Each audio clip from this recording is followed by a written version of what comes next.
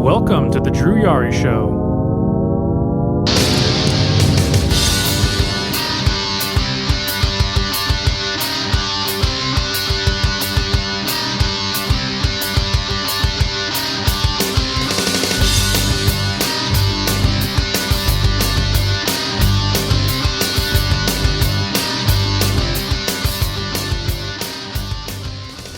Hey, what's going on, guys? It is Wednesday. It's 8 p.m. or actually 8:04 p.m. Central Time here in San Antonio.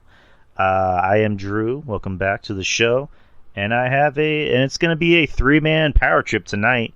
With me, as always, it's Justin from Spinebuster Tees, spinebustertees.com. All right, and the third man to our three-man power trip. Yo, Ruben Prime, what's happening? Lots happening, Ruben, and we're gonna talk about it.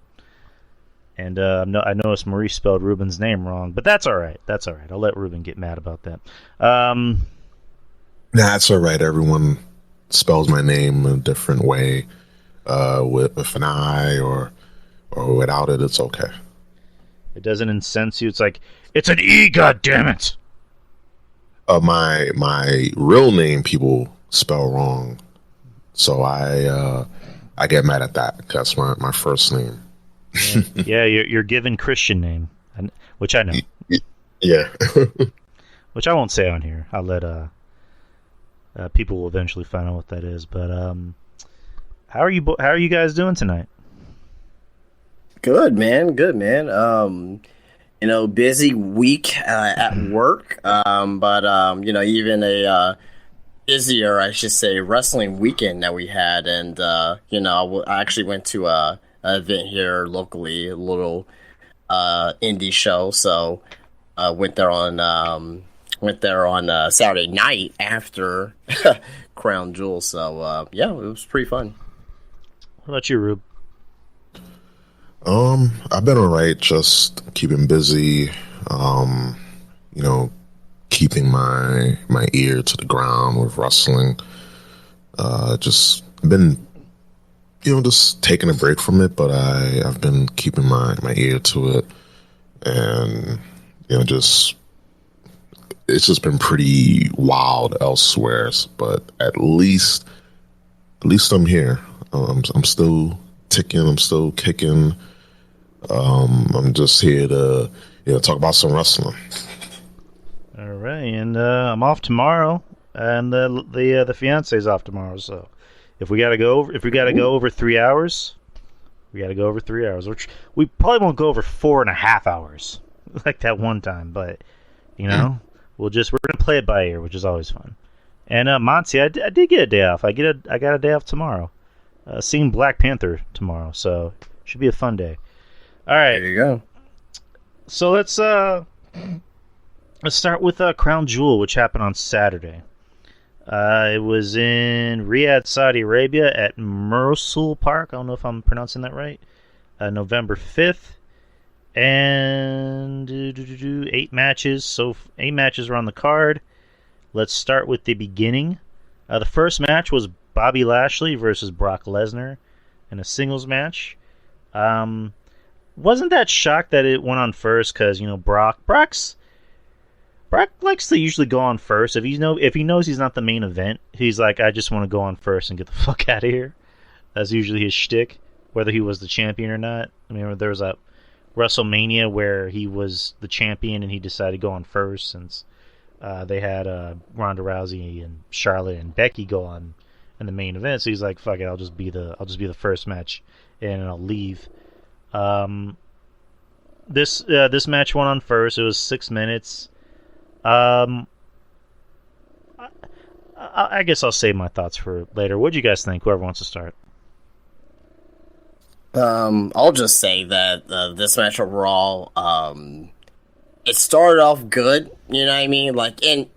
Expect like a Brock Lesnar match or Braun Strowman match, Goldberg. They're all the same formula. A big car crash at the beginning. The wrestlers are going to hit their finishers, multiple times, or they're going to attempt to go for their finisher multiple times, and it just goes for, it's just a very quick ending. I didn't like the way that this match ended. You know, I mean, Brock winning. Okay, I understand why Brock won now with Bobby Lashley turning heel, and you know, on Monday Night Raw, like he's going back to that dominant heel type character. So it didn't make sense for me at the time, but Raw kind of shed a little bit more light on it. But just the way how Brock won, like we're gonna go with the 1996 Survivor Series Bret Hart and Stone Cold Steve Austin, you know, finish.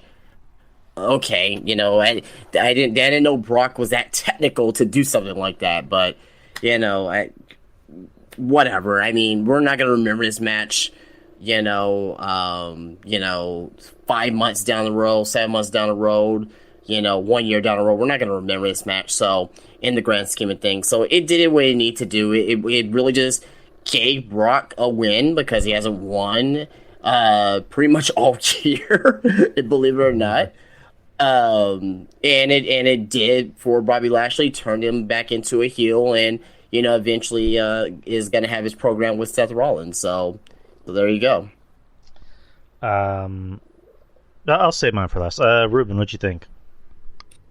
Well, let you know right now, didn't watch Crown Jewel at work, but I did see the highlights of the match, and I'll say this. Interesting ending to the match. I know a lot of people weren't happy. I know a lot of people were like, why did they do that? And I get it. But considering a few things, this helped Bobby's heel turn. I mean, he needed it just due to the fact that, you know, he's been babyface for a while, but yeah, I do like heel Bobby Lashley, you know, for a fact. And Brock, you know, regardless how people feel, and I get it, him winning when he hasn't won a match, all year, I think. So just to help him, you know, just get a W.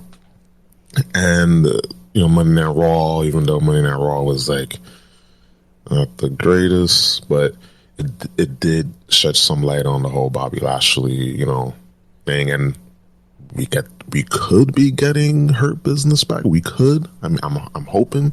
So that match did a lot. Yeah, we need Hurt Business back. We like MVP, get away from Omos.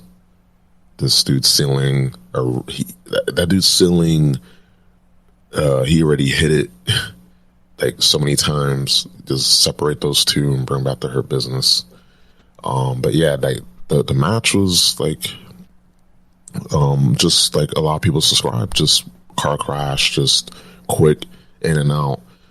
So, you know, I enjoyed it for what it was, and it did help with, you know, bringing a heel Bobby Lashley back.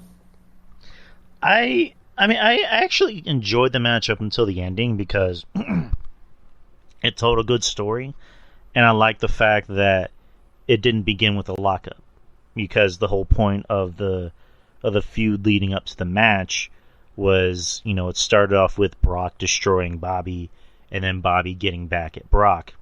And I forget if they had another pull apart. Oh yeah, they did have a pull apart. I'm sorry.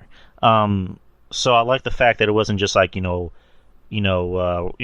up, whatever, or a battle of strength. No, it was just like Bobby's like, I'm gonna kick the shit out of Brock. I'm gonna do something that not a lot of people have been able to do, and he did, and I liked it. And I was thinking in my head, I'm like, okay, so is it gonna be like, Bobby's the only one that's able to take down Brock, and that's how you can tell a story leading up to, a possible Mania match? Is that, Brock became so obsessed, by the fact that, nobody's been able to do that to me except for Goldberg. So I'm obsessed. I gotta take this fucker down. But it ended up becoming that, Brock did the, like Justin said, the Survivor Series from, what was it, 96? Where, Brett, turned a submission into some kind of like pin. And I was like, I didn't like that. I didn't like the ending. I'm sorry. I didn't like that. In a way, it kind of also made, I don't want to say Bobby looks stupid, but like the whole time he has the submission on, his shoulders aren't even on the mat. Like they're still up. So I don't know how they got away with that. So I think if they really wanted to, I guess, make Bobby still look strong and Brock still look strong, they could have done maybe something like where, Bobby is still obsessed with, beating the shit out of Brock to where he has him in the hurt lock, but he doesn't want to let go. Even after, Brock, has the ropes, he still has him in the hurt lock. And the referee has to call the match because Bobby doesn't want to let go. Like they could have done something. They could have done something like that, but I don't know. I mean, it looks like we're getting heel Bobby back. It looks like we're possibly getting the Hurt Business back, which I'm glad because they shouldn't have even gotten rid of the Hurt Business in the first place. So I'm glad we're getting heel Bobby. Heel Bobby I think works better than smiley babyface Bobby. Which don't get me wrong.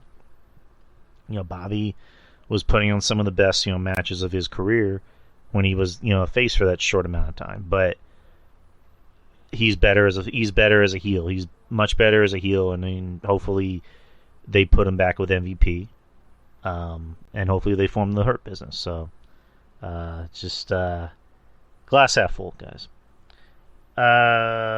Next match, you have the Women's Tag Team Championships, Damage Control versus Bliss and Asuka.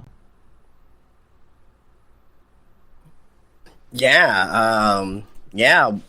This match here, Damage Control gets the titles back, which made me kind of question on why they did the title change in the first place. But I sat and I thought about it, and I realized that really, the title change was just so that the original title change last Monday on Raw was really to get Damage Control titles back at Crown Jewel because they just want to do a title change in Saudi Arabia.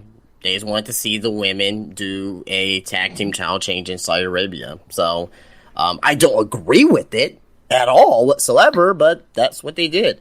As far as the match itself, it was definitely one of the better matches that I've seen of these four here. So this was definitely a good match. Definitely a good match. Alexa Bliss looked pretty good. I'm not a huge fan of her in-ring work, but she did a little bit of chain wrestling. I was like, okay.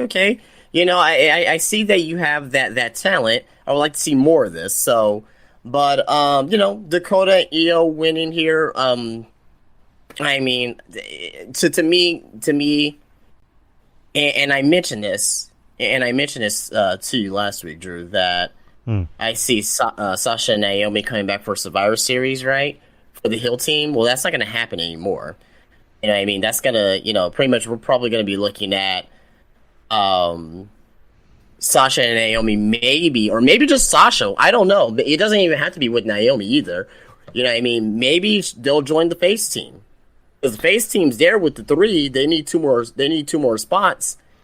And, and what other two spots would be perfect than Sasha and Naomi? If they don't do that, then maybe it will be Becky Lynch and maybe Candice LeRae. Maybe that's like thinking outside the box there on that one.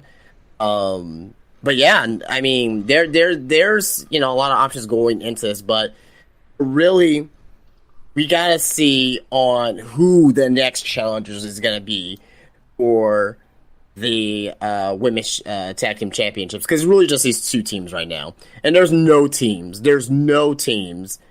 other than these two right now, pretty much. So I really want Triple H to gain focus back on this division, right? Let's get a good core of teams, and I think that's what he's trying to do right now. That's why he's bringing back like Emma and Mia Yim. She came back on on Monday, right? So so he's bringing the women back. Because, A, he's going to have the Queen of the Ring tournament, which is going to be awesome. I can't wait to see that. Also, B, as well, I think he really wants to start developing this tag team division over the next few months. So, but yeah, match of Raw was good. And, we'll just see where this takes us going into Survivor Series over the next few weeks. I thought the match was okay. I mean, I didn't really have a vested interest in the match because...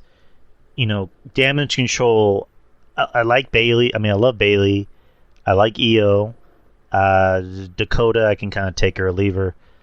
And then Alexa, I've been very cold on in like the past few years. And Asuka, I love, but it's just I'd rather see Asuka as a heel. At this point, Asuka needs to be a heel, but we'll talk about that when we get to Raw. Yeah, this match I wasn't really that crazy about. I don't know. In our review, I don't know if did both of us call that they were gonna win, or was it just one of us? I called the win for the babyface team, Asuka and Alexa Bliss. Yeah, I think it was both of us, because I was even like, yeah, they're not just gonna take the titles off of them after they just won it, and then sure enough, the heels end up winning the titles back, and it's just like, oh well, yes, we were wrong, but I'm just like, what was the point of having them win? I guess was that a way to get a rating?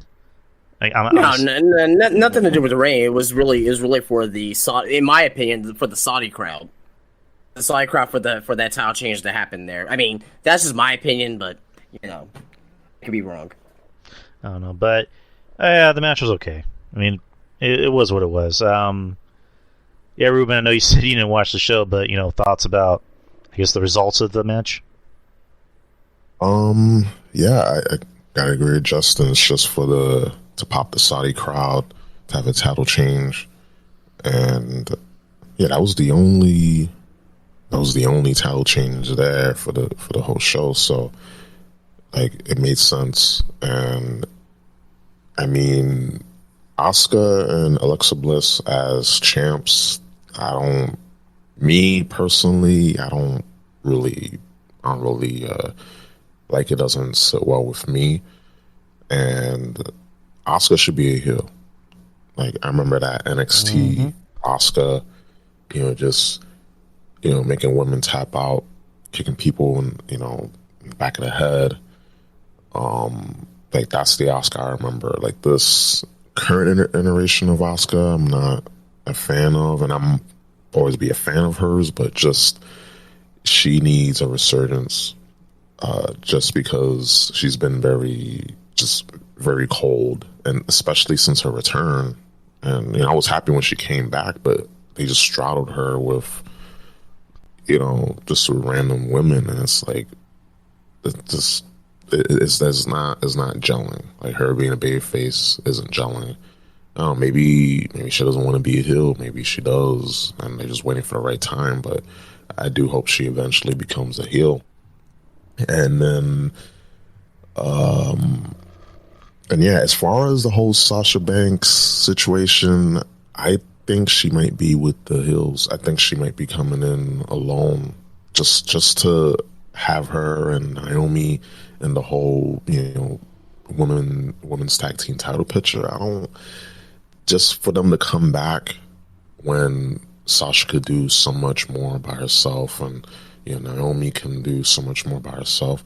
I think that she will be in the hillside, in my opinion, for War Games. And with on the babyface side, Becky, I could definitely see Becky on the babyface side, since after SummerSlam, and the Raw after SummerSlam, it makes sense for Becky to be on the babyface side. So there's a lot of possibilities, and I can't wait to see how this goes. I'm hopeful for this match, that it can jumpstart the women's division, because it needs it. It's been very cold as of late. Yeah, you're not wrong. I mean, even Bianca's starting to get a little stale. Yeah. But yeah, the women's division does need kind of like a shot in the arm. So hopefully, with the return of Becky, Sasha, Naomi, maybe even like a character change to Asuka, that could be the thing that the women's division does need. Next is a steel cage match with Drew McIntyre and Karrion Kross. Yeah, I thought this match was good. I mean, I know some other people were probably sour. I thought the match was good overall. Wasn't great, wasn't fantastic, wasn't groundbreaking, but I thought it had some excitable moments in the match. and it got the job accomplished. And with Drew McIntyre winning, it made sense. A very I won't say thrilling ending to the match, but you like a good little chase at the end of a cage match there. Now, the only thing that I kind of soured on a little bit was I think Scarlett has been helping Karrion a little bit too much. It's kind of like in comparison of Zelina Vega and Andrade in NXT. But at least with that, like, it wasn't that too much of an extent. Like Andrade could prove that he can win a match, a big time match by himself, right? With minimum assistance from Zelina, right? With Karrion Kross, every big time match, it seems like she gets involved in some aspect that directly leads to him winning the match directly. So, they need to kind of tighten that up a little bit, because it's not really making him look very strong as this character here, as this him coming back. So if they tone that down a little bit and just have him be a little bit more menacing and having him finish matches by himself, I think that'll benefit him in the long run. But overall, this match didn't hurt. This match didn't hurt Karrion by the way he lost. It made Drew still forced to be reckoned with, right? You know what I mean? If Drew would have lost here, then it's like, what are we doing with Drew? Type of thing. So, but yeah, I thought the match was good. Wasn't great. Wasn't fantastic. It's not as bad as people were making it out to be. Like, people be overrating shit on fucking Twitter. Go figure. I didn't think this match was terrible. I thought it was good. Did what it needed to do, and Drew was the right person to win. Yeah, I mean, I enjoyed the match up until the finish. I mean, like, the finish I wasn't crazy about, and I'll explain a little bit. I'm like you, where the whole thing where Scarlett is always getting involved. It kind of, I'm not gonna say it makes Cross look like a pussy. I'm not, because he's not. But it kind of like it diminishes him a little bit. Where it's just like, if Scarlett's gonna get involved, it should be it should be in situations where Cross really looks like he's gonna lose, and not like, oh, I gotta get involved right now. I gotta get involved in the most crazy randomest of moments. Like, no, just if Cross really looks like he's about to lose, then that makes sense. But like an example, when Cross was wrestling Madcap Moss, it's like, all right, this is gonna, it was competitive, yes, but Cross is gonna win because he's Cross, and Moss is, he's where he's at. And then Scarlett distracts Moss, which I'm just like, why did that need to happen?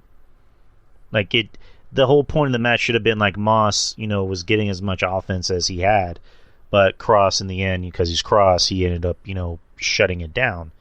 Whereas in this match, it was, Scarlett gets on the cage and distracts Drew, or she sprays him with quote unquote mace, which I'm kind of getting tired of that, because to me it's just like, you're obviously not going to use real mace. I get it, but either commit or don't.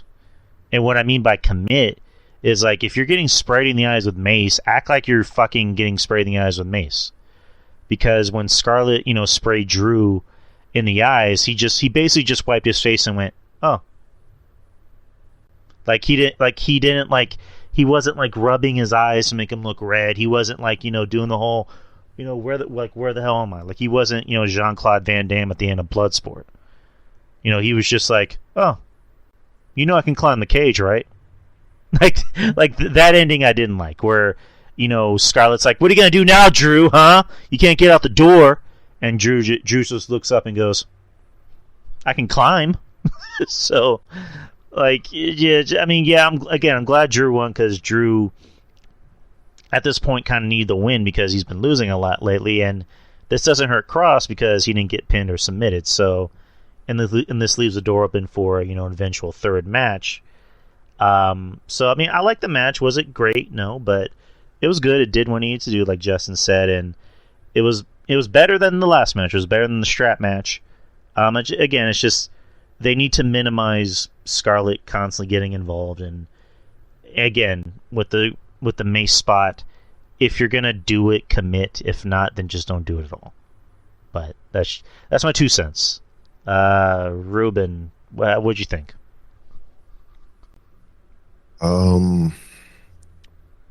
Just with the results, like you said, Drew needed a win because he's been, on the losing end.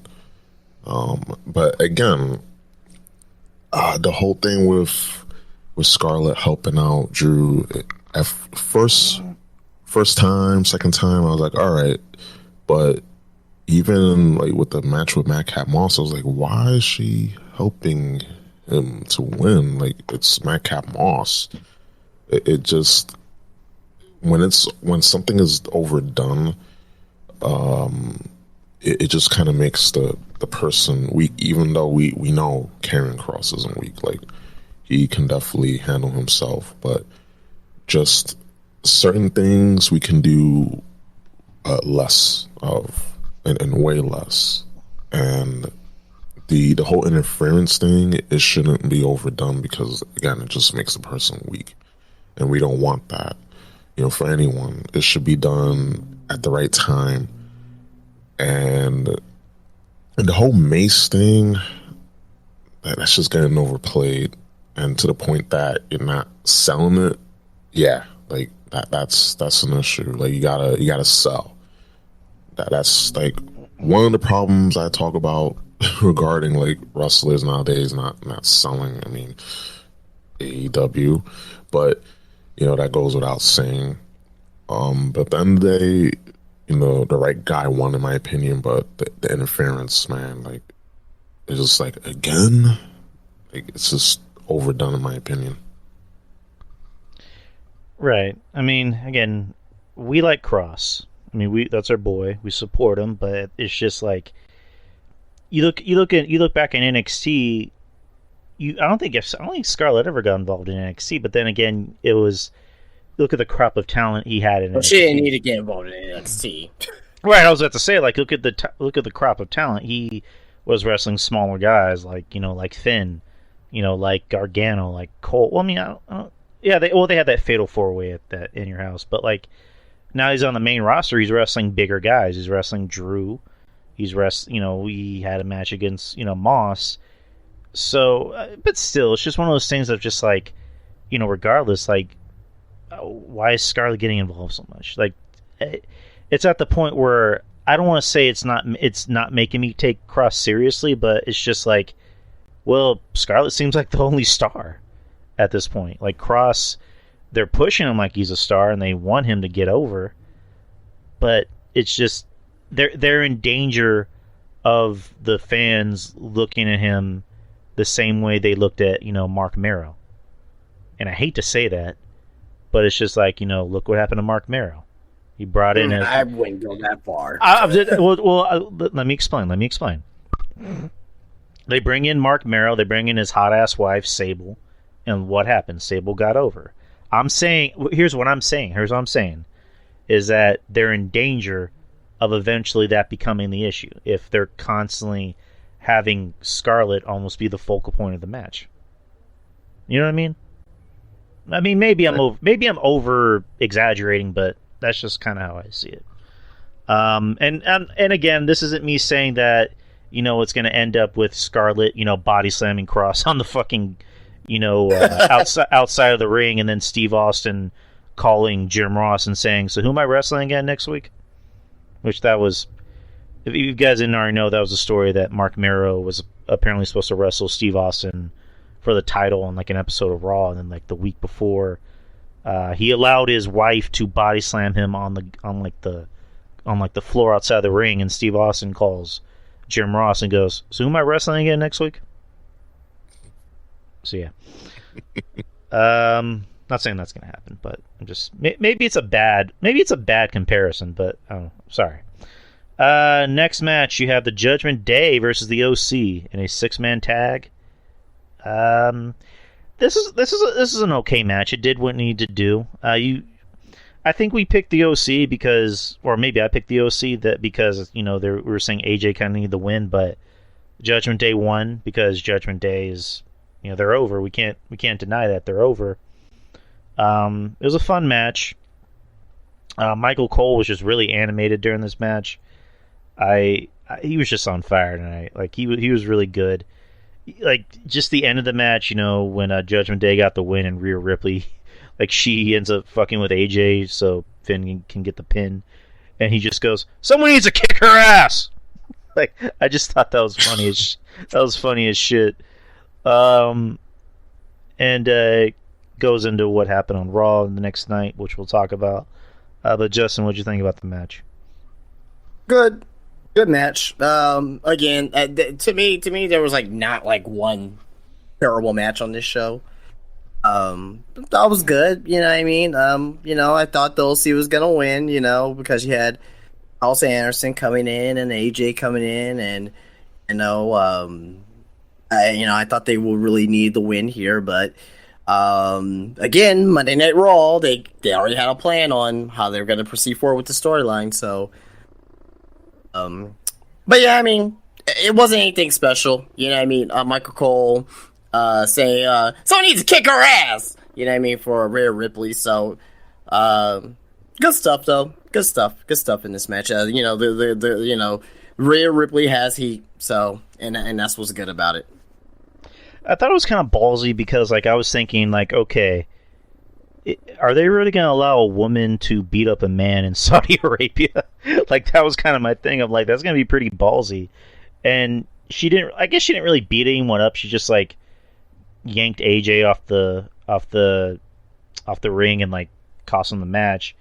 And the whole time she's just, shit-talking the crowd, going, no, boo-hoo. I'm that's pretty ballsy right there. But... Ruben, what thoughts? Really no thoughts. I mean, listen, I did see Rhea Ripley's photo on Instagram and the caption where she paid tribute to the late Beth Phoenix, and I was like, oh yeah, she's very comfortable in this hero role. And her body slamming Gallows, I was like, okay, all right. And then there's more of these degenerates, me included, that would like to be in that position because we're degenerates, and degeneracy in small doses is fine. But I mean, the end of the day, overall, Judgment Day, I like the act. Finn, I would like, if things were different, I would like for him to form the club or Bullet Club or whatever, but that's not gonna happen since the opposite sides. But I am liking the faction overall. These guys are much more comfortable than they were.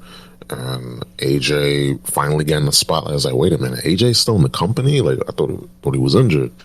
Jesus Christ, what's going on? But I really do hope that AJ eventually he gets.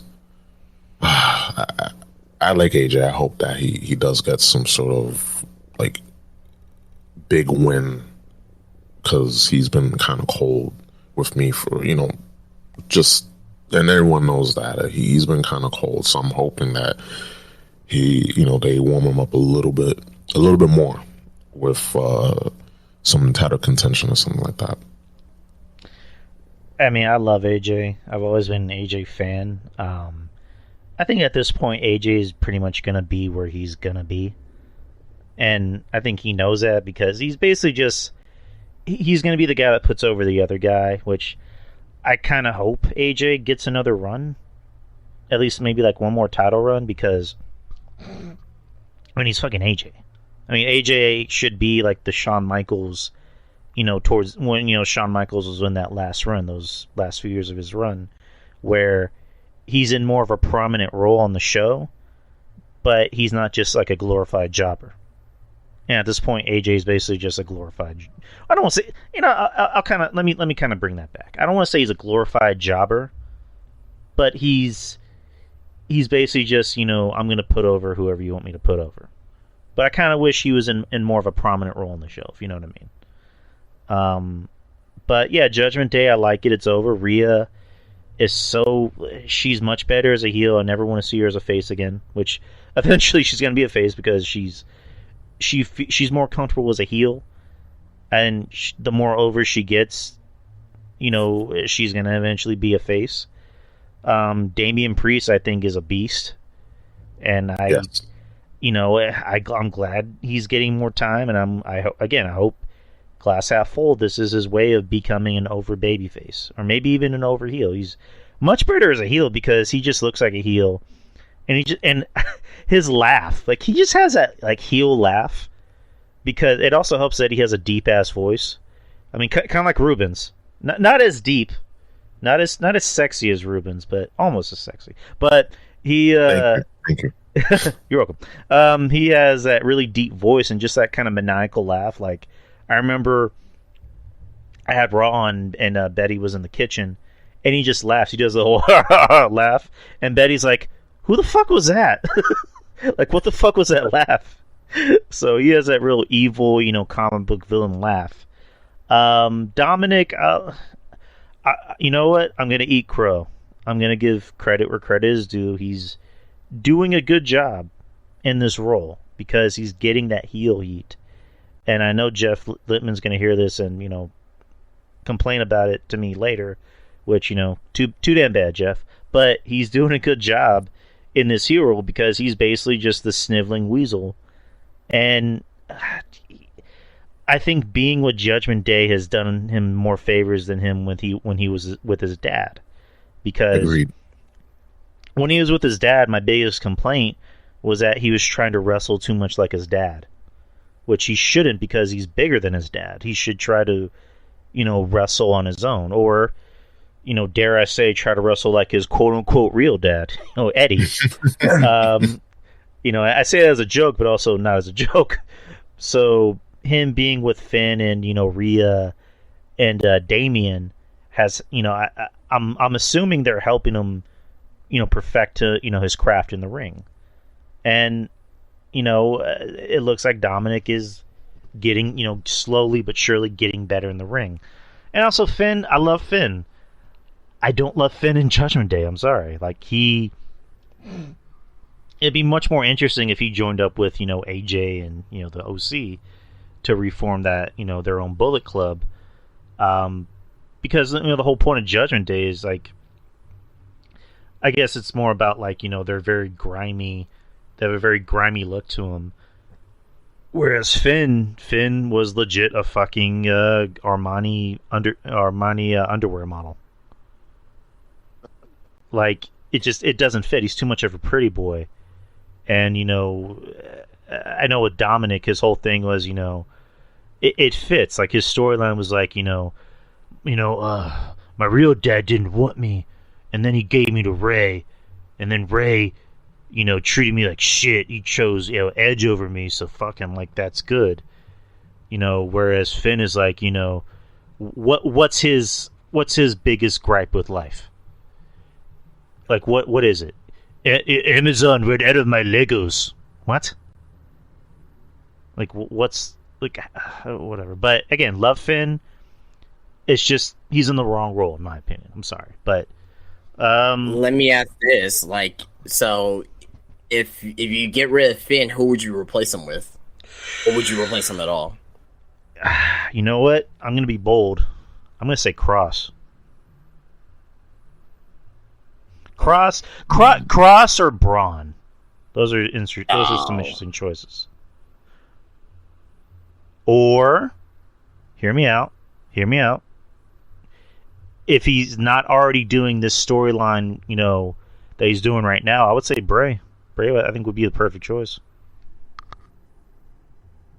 Bray. I'm not hot on either of those names. Who would you choose, Justin? I'll keep Finn. I like Finn in his position. Because what was the major thing a lot of people say that Finn was boring, Finn didn't have an edge to him, this is not the same Finn Balor from NXT, this is not the same Prince Devitt from New Japan.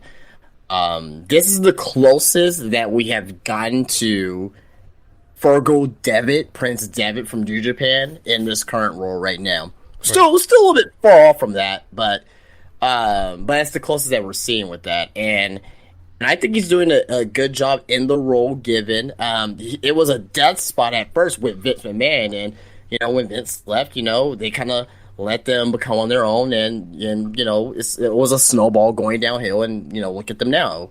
I think Finn's doing a damn good job in this role. Could it be better? Yeah, of course it could be better, but you mentioned, Finn was a Armani pretty boy model, but Bullet Club, that was grimy ass shit. You know what I mean? When it first started, him, holding, imaginative guns to people's heads, and just doing all the shooting and shit like that. It was more violent and chaotic in New Japan versus what we're seeing in WWE. But I think Finn's doing a good job in this role.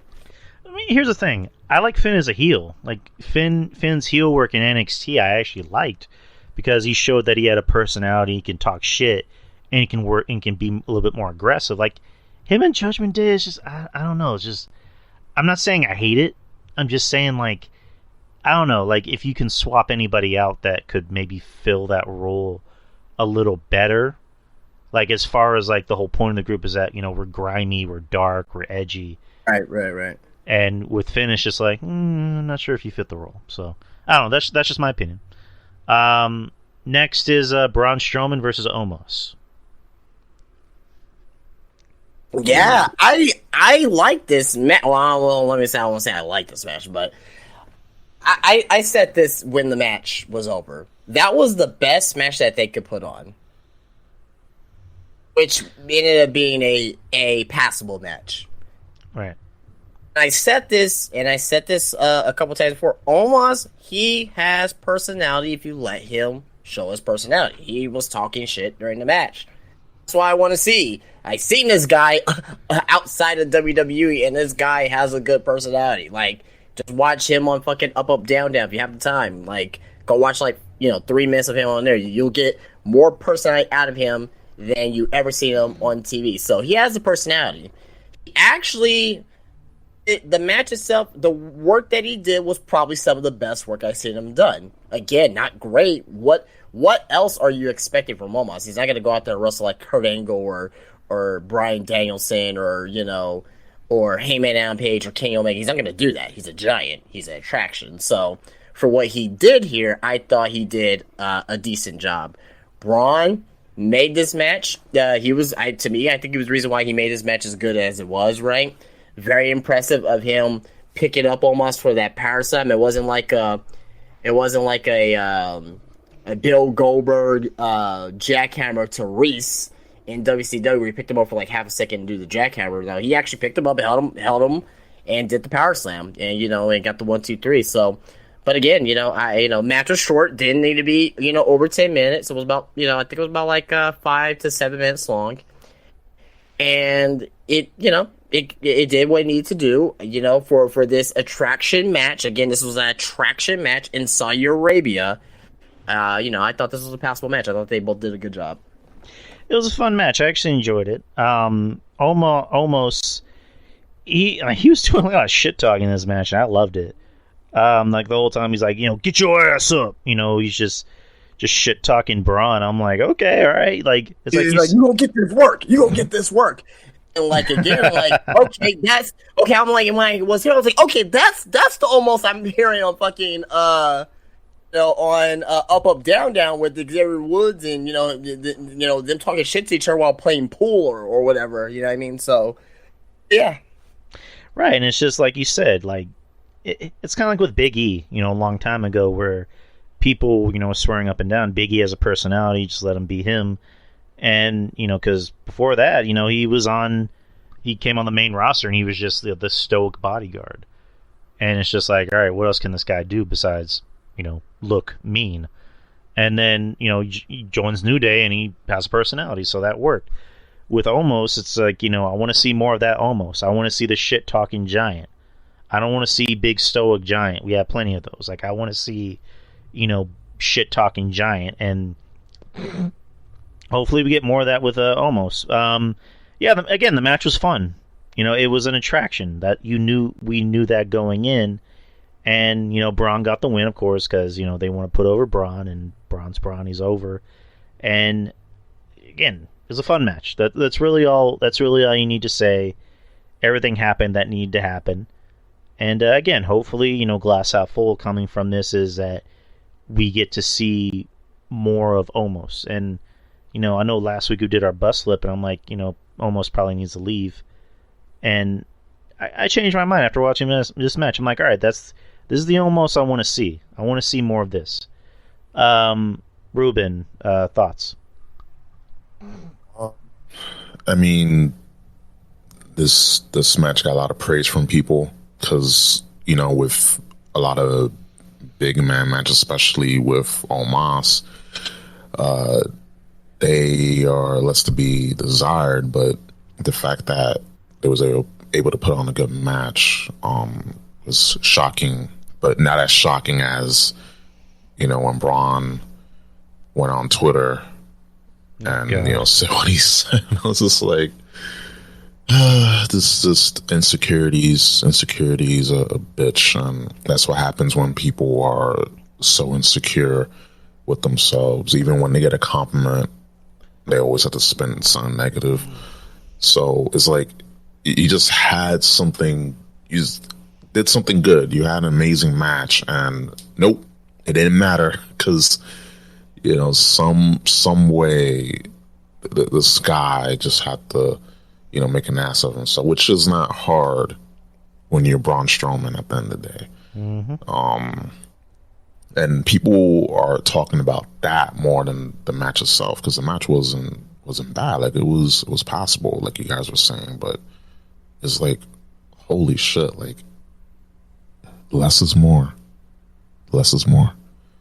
So, it is what it is. But I saw the highlights. I enjoyed it. Almost shit talking. I was like, good. Like we need more of this. None of this like too much stoicness. Like we need more personality from a lot of the talent. Like just let them go. And the fact that Vince is gone, we're seeing that, and I'm hopeful to see more of that from a lot of the roster. Let them shine. But yeah, no complaints here besides all the outside of the match, So the tweet that Rube referred to was so Strowman, being Strowman, goes to Twitter, and I'm not going to bother doing the Strowman voice, but he put "Holy hell" at Giant Omos or whatever. Can you believe we got 47 stars? And reminded the people that no one cares about these floppy wrestlers. Giant and Monster, greater than Flippy Flipper bag your groceries at Kroger. Hashtag airport test. Hashtag size is the prize. Hashtag swole is the goal. Mustafa Ali quoted it and saying, "Can you teach me how to get fired?" And then Strowman responded with, "Don't you work in catering now?" Will Ospreay responded. I didn't even see this until now. He responded with, "Why are you so mad about making money? It's dead funny that you actually done such a great job, and yet you're mad at other people that do the same job as you. Relax, my guy. Just say you really enjoyed showing super heavyweight wrestling." Chris Jericho quoted by saying, "I used to bag groceries." And then Braun replied with, "Me too, made great tips." And then Braun kind of walked back his comments. He apologized by saying, yo, all my brothers and sisters in the locker room, no matter where you come from or came from, I have mad respect. We have all worked very hard to be where we are, and all are here for a reason. Take a joke, IWC. Y'all come at me nonstop, and the second I fire back, y'all melt. And then that's what I was saying. I'm like, And did people not realize it was a joke from the get go? Like, why would we be like 47? Like, he obviously he's being over exaggerating. Like, 47 stars, Swole's the goal. Like, I laughed at it. I mean, because I knew he wasn't serious about it, but a lot of people get pressed over stuff like that. It's like, to me, I'm like, okay, like, you're really gonna, like, let this, like, bother you, or you gotta respond to it or whatnot. Like, you know, like look at it, read between lines, you know what I mean? Like, if he was, like, deadly serious as far, like, if he was serious, he would have been like, and that's how, and he could be like something like, oh yeah, big men can have good matches too. It's not always about these flippy floppers. But since he was being over exaggerating, 47 stars and doing hashtag Swole is the goal, and you know, bagging groceries and shit like that, like I don't know, I didn't look at it as that. Like a lot of people were getting like pressed over it, so you know. I mean, I didn't get pressed. That's just my opinion, though. I didn't get pressed. I was more just like, you know, it's just Braun. Like, you know, there's certain wrestlers that don't know how to internet, and there's a lot of them. And then there's wrestlers that do know how to internet, which Braun doesn't know how to internet. In this case, I think it was a little bit more harmless, but I also think like he, again, like Justin said, he over-exaggerated, but at the same time, I guess he was joking, or maybe someone in the office was like, maybe you should shut the fuck up. Because that has happened in this company before. Like I know we're kind of going off topic, but the whole thing with, you know, Corey Graves and Booker T, where Booker T, you know, threatened to beat up Corey Graves, and then like a day later they're like, haha, we're just kidding, haha, we're friends. Like, no, someone in the office called him and told him, hey, shut the fuck up and stop threatening each other. Yep. Like, I'm pretty sure that was the case. But Strowman ended things, you know, by tweeting, do I have to pay Elon $8 for this now? So that was kind of funny. Oh shit, I clicked off the page. Hold up. Let me get back to the page, people. Alright, here we go. Next match, you had the Usos defending the Undisputed Tag Team Championships against the Brawling Brutes. Another good match from East 4 here. Brawling Brutes. Damn good tag team. Pete Dunne, Butch and Ridge Holland, very good tag team together. Like their new theme music as well. Sounds like very, obviously they're Irish, but it sounds like, you know, one of those Irish, like that Irish song from The Departed. You guys know what I'm talking about if you watch The Departed, but yeah, it's very, very, very, very good, very, very good match. Souls was gonna win. I mean, I don't know why. You know, there was actually some people on Twitter, and guys, there's a fucking hellhole on Twitter. Like there's some people who just should be on the fucking internet. Like, oh, the Brawling Brutes really have a great chance of winning. Really? How? How is that if the storyline is the Usos going up against the New Day? Or for the tag team championship, for the New Day's record not to be broken. Like, how? What made you think the Brawling Brutes were gonna win? Like, please get off the internet, like, and not talk wrestling. Like, I mean, like, you just gotta, you know, sit and learn. But the match was good. I liked the match. It was a very good match overall. I mean, it was short match, but you know, no harm, no foul. I liked it.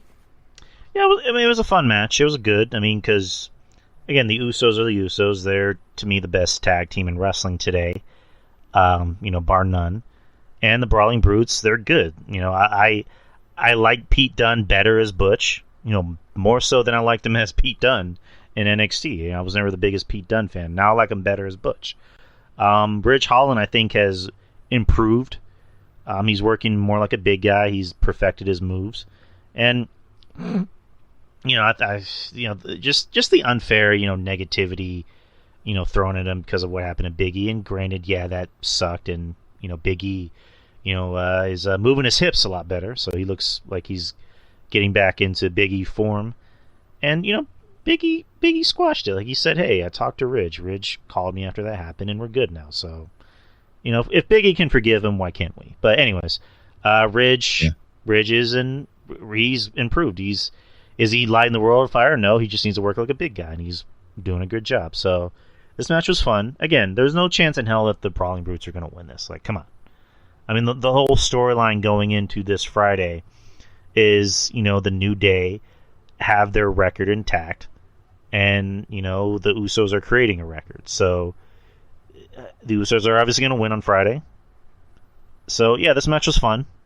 It did what it needed to do. I liked it. I enjoyed it. I mean, there were some spots in the match where I'm like, oh, shit, are the Brawling Brutes actually going to win? Like, for a second. But, the Usos won. Ruben, thoughts? Listen, I've been sour on Butch, but, I had to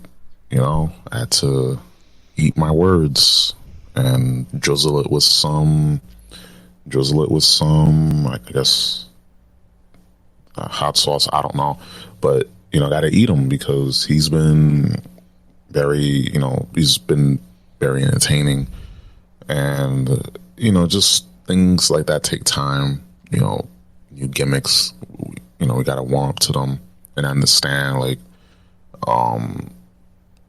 in the beginning, just how it was, like, just like very scrappy doish. So I understand, but I mean, I can appreciate what Pete Dunne is doing, as Butch, and it seems like he's having fun. So I'm all for that. I'm all for wrestlers having fun, not be just boring and just not boring, but just be miserable. So if they're having fun out there, like I'm all about that. And yeah. The IWC has an issue when they try to fantasy book everything. Like, oh, there's a chance. It's like, in Dumb and Dumber. So you're saying there's a chance, and it's like, no, there's no chance, especially since there's a better story with the New Day and, the overall record that they're trying to keep intact. So it's just like, yo, stop it.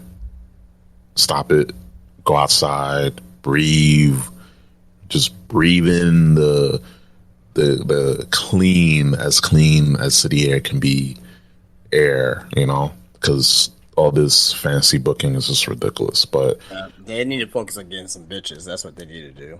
Oh yeah, that too. Let's see, a shower. Definitely, they need a shower. Bar soap. It's kind of the same thing with trading card game players, because I used to play Yu-Gi-Oh! And yeah, they definitely need some manscape in their life. They definitely need that. They need all that. They definitely need all that. But yeah, just stop it, guys. The IWC with this 0.1% chance of Usos dropping the belts. We all know who will get the tag team belts eventually, and that is DeAndre Us and KO, Kevin Owens. Like, Yep, 100% agree. That's who's gonna get the belts eventually. But yeah, like this match, again, saw the highlights, and Ridge has gone very, very good. And like I said, Butch, like I've grown, like I've started to appreciate him a lot more. And the Usos, that they're one of the greats, so that goes without saying. When you talked about the bar of soap, I just thought of the scene in Man on the Moon with Andy Kaufman, where he gets in the ring. He's like, "This is a bar of soap. You use it to clean your disgusting bodies." Like, I thought that was funny. That'd be funny. That'd be funny. I just thought of something. It'd be funny if Sami Zayn started acting like Andy Kaufman. Oh, that would be money right there. Just him coming out and just like doing simple insults, not even like cussing at the audience, just going, "This is toilet paper. You use it to wipe the shit off your bottom. Unfortunately, you can't wipe the shit off your face." I know. I just said no cussing, but fuck it. I don't know. Hey, book it. Next match. You had a last woman standing match for the Raw Women's Championship, Bianca Belair versus Bayley.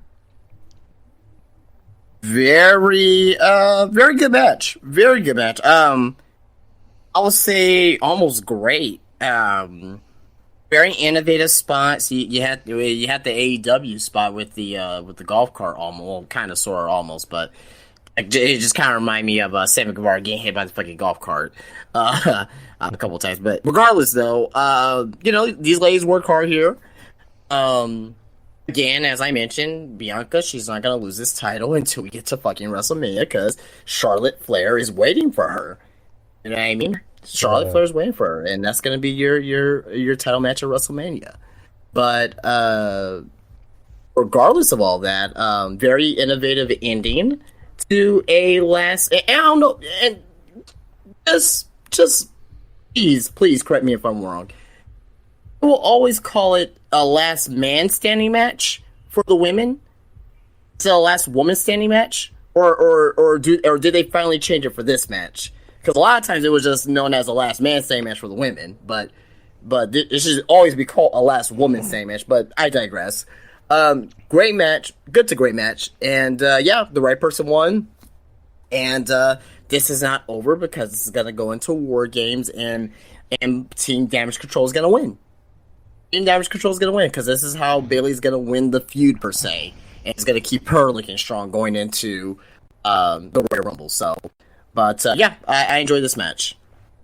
Yeah, I mean, this match, it pretty much did what we wanted it to do. It was fun. It was enjoyable. I mean, I love Bayley. I love Bianca.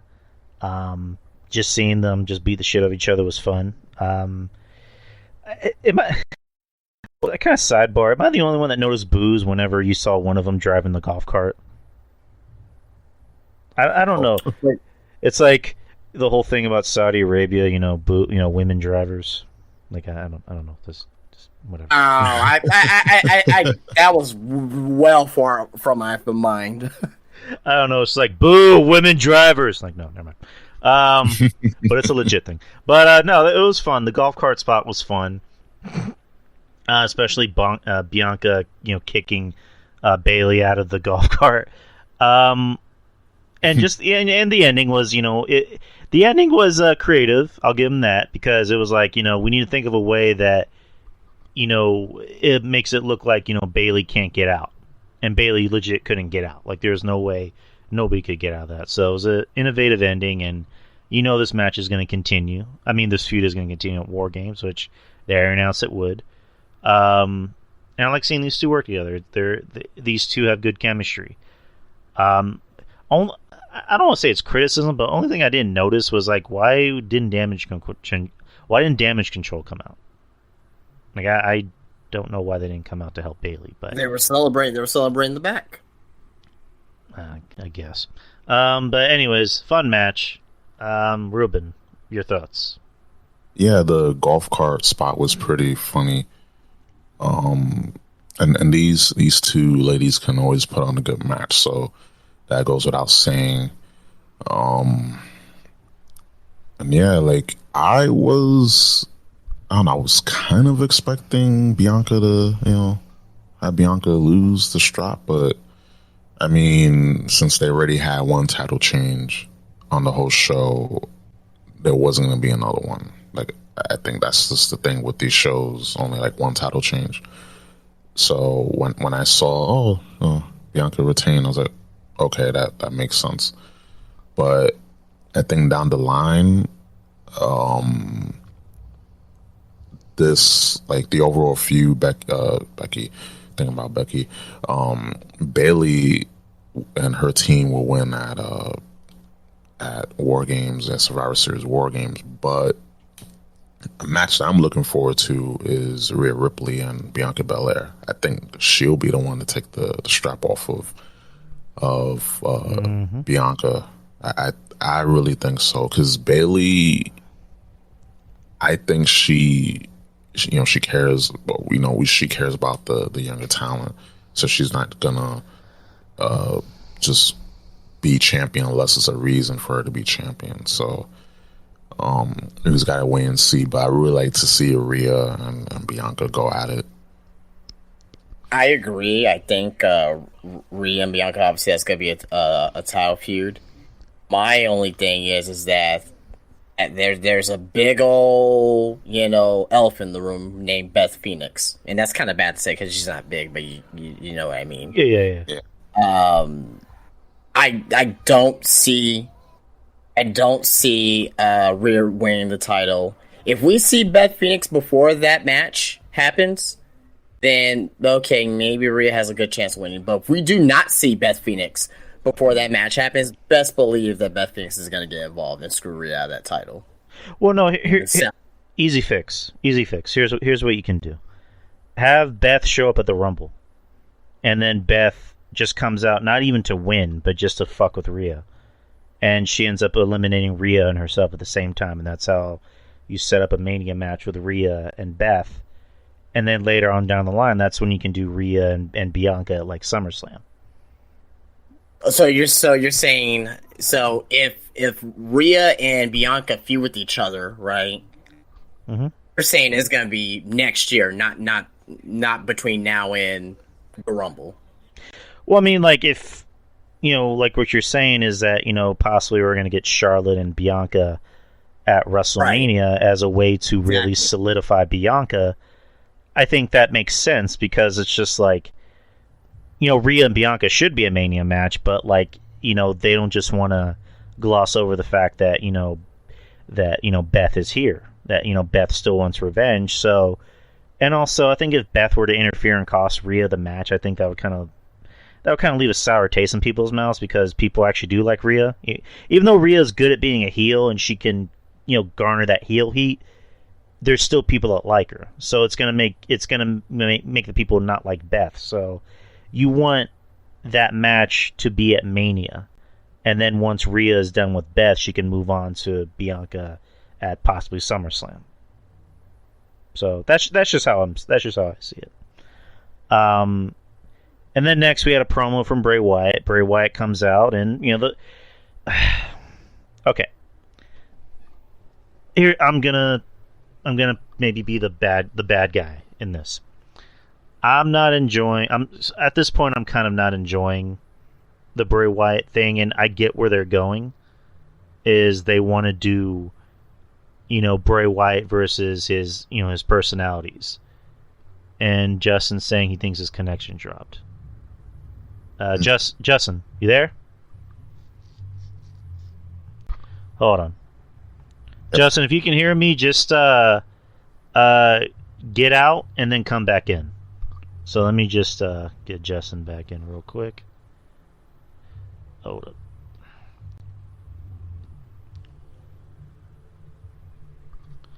Yo. Okay, I'm back. I don't know what the hell happened. Okay, yeah. Discord tends to do that.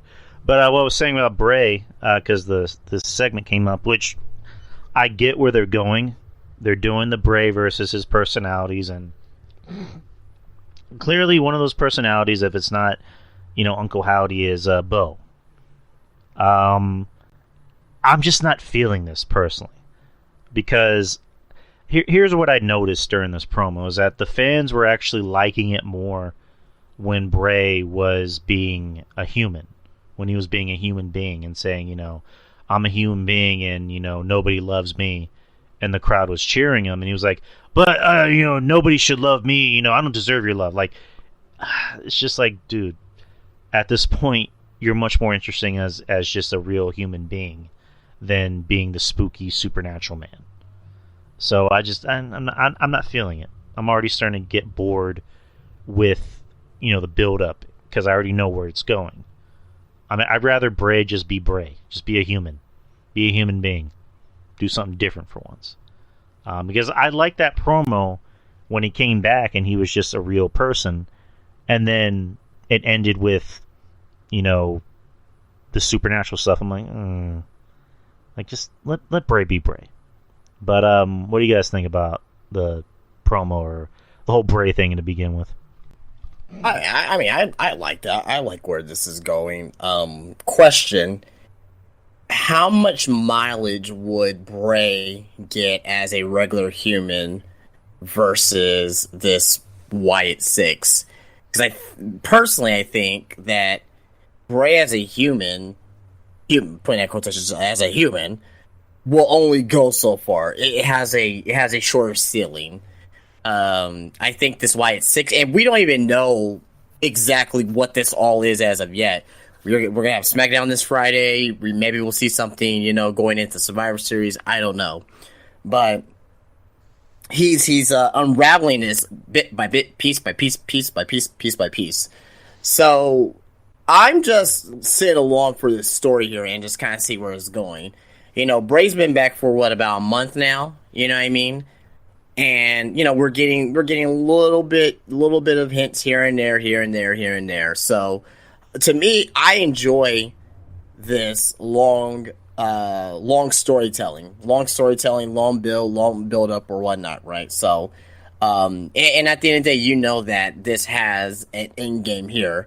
What's the end game going to be? We don't know yet. We're still learning the story here. We're still learning of this new personality from him. But me personally, I don't think that if you have Bray as just regular human Bray, well, that can only go so far. That won't sell T-shirts. That won't sell merchandise. That won't entice the audience. You know what I mean? Bray has to be creepy. You know what I mean? That's kind of like having Undertaker just being, Mark Calloway and just be like, I'm Mark Calloway. I'm Mark Calloway. Rest it. Oh, can't do that. Like, I also think with Bray, like, it's like with, again, going back to Taker got over because of the gimmick, and then when he became the American Badass, like, people poo-poo over the gimmick. I actually like the American Badass personally. I like it too. Yeah. And it worked because it's okay, we know what this guy can do. We know he has a personality, and I actually liked it. It's kind of like what we said about Omos. When Omos, I'm sorry, was, when he's able to be himself, he's a good shit talker. He has good personality. Same thing with Taker when he was the biker gimmick. Like, when he was, biker gimmick American Badass Taker, he was a good shit talker. Like, he'd be like, come on, boy, fight me, boy. Like, he'd be like that. With Bray, at this point, we've seen the supernatural stuff from Bray, and like when he was in NXT, before NXT was NXT, he was the swamp guy, and he relied too much on supernatural stuff. You get him on the main roster. Is this gimmick really supernatural though? I mean, teleportation, dude. Always like showing up in the most inconspicuous places. Always need to be in the dark. Always need to be a monster. I haven't seen that yet with this gimmick. Well, there's hints of the supernatural stuff, and it's just I don't know. Again, I don't want to poo-poo over it. I want to see where this is going, but I'm already starting to. I'm already starting to maybe lose a little bit of interest, but I don't know. That's just me. Let me let my cat out real quick. All right, so Ruben. Oh shit! Hold on, Ruben. I don't know if I asked you. What do you think about the whole Bray Wyatt thing? Overall, I'm glad that Bray is back, and I do understand some people's concerns, like, where this is going, and the slow burn. I can understand why people may be just poo-pooing it, or just not a fan of it overall, but I do think that Bray, when he had his his promo, and he broke character, and he was just like normal, just himself. I did like that, because that was the first time him speaking to us, because all we can speculate what was talked about via the dirt sheets, but we needed that. But I always knew that they were going to go the supernatural route, the creepy route, which that's his shit. And I think this time around, I think it will be better. But with how Bray Wyatt is such a storyteller, it's not going to be unraveled right away. Like, there's always going to be layers to it. And, I know some people may not be patient enough, and I do get it, but you just got to wait and see. Like, with him, I'm going to wait and see, because, it's Bray, and, I'm a fan of Bray's. He's got to, be patient, but I do get it. I do get the other side of the coin. I'm not just, blind, like, oh, it's great. Nothing he does is wrong, but I do get it. So, he's got to wait and see how everything goes. Hopefully this doesn't disappoint. Because that first Bray Wyatt promo was like great. Like, I went back and watched that promo a bunch of times. One of my supervisors, he's into wrestling. He's a wrestler himself, actually, and he was watching that promo, backwards and forwards. It was really good. So, he's that captivating of a person, and we just gotta wait and see. I just hope that they don't disappoint. All right, now we're getting to the main event: Logan Paul versus Roman Reigns for the undisputed WWE Championship. Again, we knew going forward what this match was going to be. Again, Roman won, which again is that really a surprise? We knew Roman was going to win. We knew what the point of this match was. Bring in more eyes and ears to the product. At the end of the day, whether we want to agree with it or not, Logan Paul, in the year of 2022, he's what's considered a celebrity. And yeah, he's gone out and proved himself, in the world of boxing, and he went toe-to-toe with Mayweather. I mean, he lost, but he still went toe-to-toe with him. And in WWE, he's proved himself. Like, he's only had 3 matches, and he's, like, really damn good. Like, he gets it. Like, he takes it seriously. He's not just here for a paycheck. He's here, to know the craft and to get better and to improve. Like, he trained with fucking Shawn Michaels. He trained with one of the best. And his match with Roman was it was entertaining. It was fun. And I said, leading up to the match, they really, they did a great job at building the match to where you thought Logan could maybe win, and they even put doubt in the eyes of everybody in the bloodline, like Logan, like not Logan, but Paul Heyman, and Roman not taking him seriously. The whole match was Roman just smiling at Logan, just being like, "Really, this guy? Like, come on, like you don't belong in the ring with me." And I even like there was a bit where Roman had Logan in a headlock, and he's like, take your ass back to YouTube. I don't want any of y'all in this ring ever again. No more YouTubers in my ring. And Logan's like, "Oh, we coming, baby." So I like that. I like Roman shit talking. And again, like there were some good spots where I'm like, "Holy shit!" Like, is this gonna happen? But no, it didn't happen. I was like, "All right, figured." And of course, the big schmoz at the end, where the bloodline got involved. The Usos got involved and took out, Logan's crew. And Jake Paul came out, which I'll give him credit. I'll give him a pass on this. Like, he's new in wrestling, but his punches look bad. Like, his worked punches did not look very good. So I'll give him a pass. It's not like he's Shane McMahon, who's been in the business for almost 30 years and still throws shitty punches. So or like Shawn Michaels with the ram punch.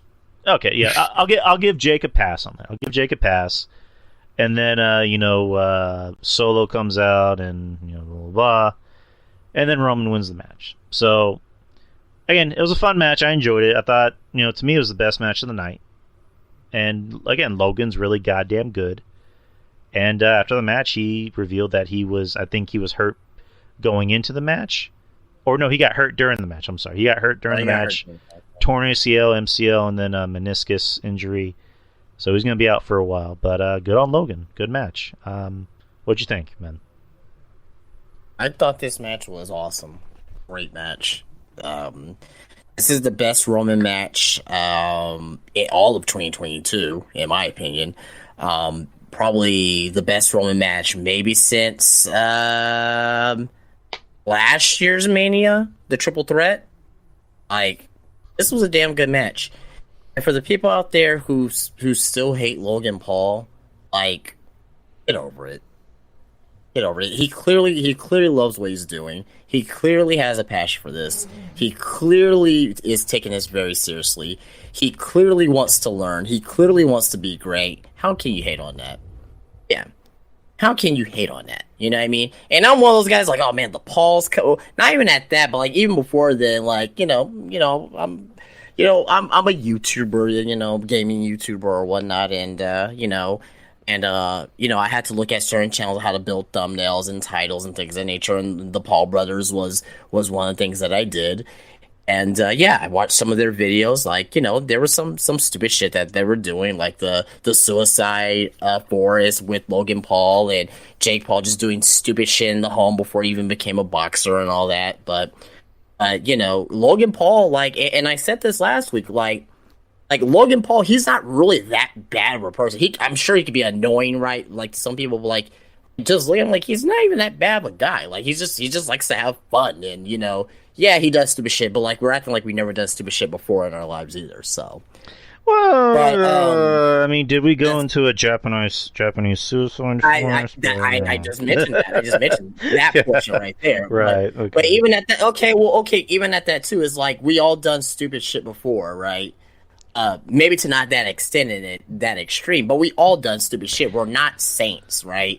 Right. You know what I mean, there's some people who stole from the mall. There's some people who who said some derogatory things. There's people who were filming stuff in the Japanese forest, suicide forest, and filmed a dead body. But again, and even at that in the video, he was like, oh, you know what, this is like the worst thing that can happen. If you need any help, please call somebody. So you at least try to bring light to it and at least be like, okay, hey, like I'm gonna bring awareness to the situation. It was done the wrong way. But anyway, back to the wrestling thing. He has had 3 matches in WWE. Three matches. Mm-hmm. 3 total matches. He has had the best 3 matches, like 3 matches on TV. That was his first 3 wrestling matches ever. He's had the best 3 matches ever in wrestling history. I mean, somebody else who's had better matches than him. I can't think of in their first 3 matches. You can't think of anybody. You can't think of anybody. And this is not even counting him. He's not on the road. He's not somebody who's wrestling house shows. He just comes in and he does it. And he's supremely athletic, supremely in good shape. And and he's good. He's good. He's pretty good. And I mentioned this last week that it'll be good for him to win a mid-card title. Now, he's probably not going to do that for at least a year with his injury, but I could definitely see him win a mid-card title. Let him be on the road for maybe about a month, 2 months, maybe 3 months, and defend the title and actually work these shows every single week. But and another thing is, when he did the buckshot lariat, a lot of people were saying, oh, he did better than Adam Page. All right, calm down. All right, it was good. He did way better than CM Punk, but not Adam Page. Like, come on, let's not get ahead of ourselves here. Let's be fair with this. The whole frog splash through the table on the outside with the foam. There was a lot of people. And I went to his social media. I went to his Instagram, and I looked like, okay, let me see who's commenting. A lot of people who don't watch wrestling were commenting, and they're like, oh man, this is chaotic. This is so cool. I saw your match amazing. I saw the whole show amazing. If Logan Paul, if all he does is bring in new viewers to pro wrestling, just because he's doing it and he's bringing new eyes to the product because he has millions and millions and millions of followers, and God damn it, so be it, man. And let him help not help just WWE, but help the business, man. Like, if one person is bringing new eyes to the product, I'm not saying he's gonna bring in millions of people or anything like that, but if he brings in, like, let's say 1,000 people, that could be a realistic number. He brings in 1,000 people to watch wrestling every single week. Well, God damn it, that's 1,000 more people that's part of this fraternity that we love is pro wrestling, and hopefully they build the type of love that we do. So. Match overall, great. Roman did a great job with them in this match. You know what I mean? Like I said, Roman's best match, but the star of the show obviously was Logan Paul. You know, wish him a speedy recovery. And yeah, just Roman after the match. Roman's selling the punch, like he's grabbing his face and jaw, and he's like thinking this motherfucker almost had me. Played him over. And then he's like telling Heyman, I don't ever want to see him in my ring again. Take his ass back to you too. I thought that was funny. I love Roman. Ruben, overall thoughts? Oh no, I saw the match. So like overall the match, I enjoyed it.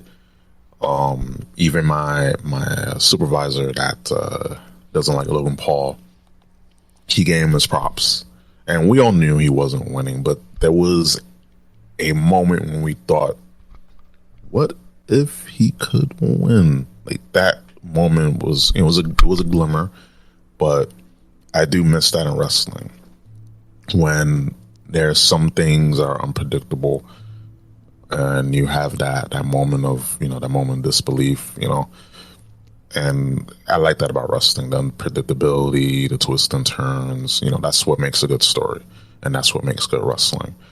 As far as Logan Paul, 3 matches he's had, and oh yeah, absolutely, Maurice, it would have broke, like it would have broke tenfold.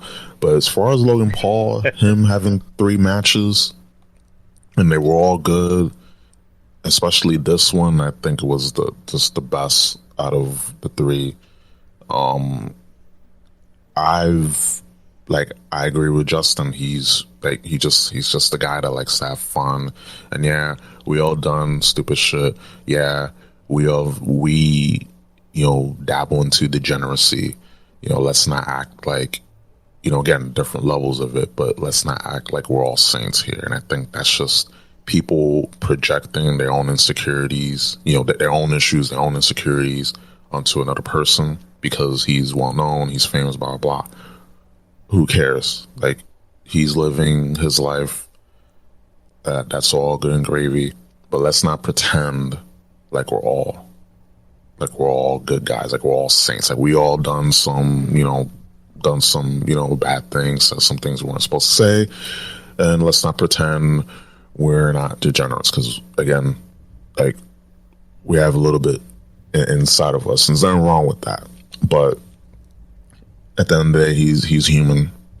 Everyone has that flaw to them, and we gotta keep that into perspective. It's just easy to attack him because he's popular, well known, and I get why people may not like him. But like I always say, you don't have to like someone, just give him respect where it's due. And I gave him his props, and I'll say it again here. I respect the guy, and he got injured during the match, and he still continued on with the match, and he wasn't there just half-assing it. He went. The spot that I enjoyed the most is when he got on the top rope and with his phone and did a fucking frog splash. And I'm sorry for cursing, but just it was great. that spot was great, and then we saw the that perspective that was on the phone, and that was great. Like, we need more of that, and it just made Austin Theory's like selfie gimmick just obsolete. Like that, like, bury it, put it in the ground, like put it in the ground along with Austin Theory. But we'll get to that.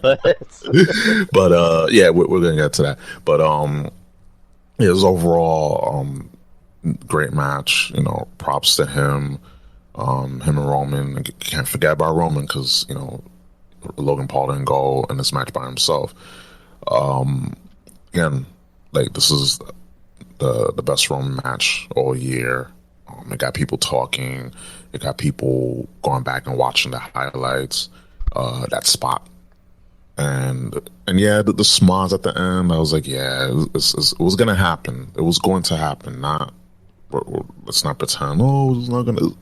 Come on, it's Roman, it's the bloodline, and they're in Saudi Arabia, so they want to apply all the stops. And overall, great match. I think it's worth people's time to go and watch this match. If anything, the whole card, I heard nothing but overall good things. But watch the main event.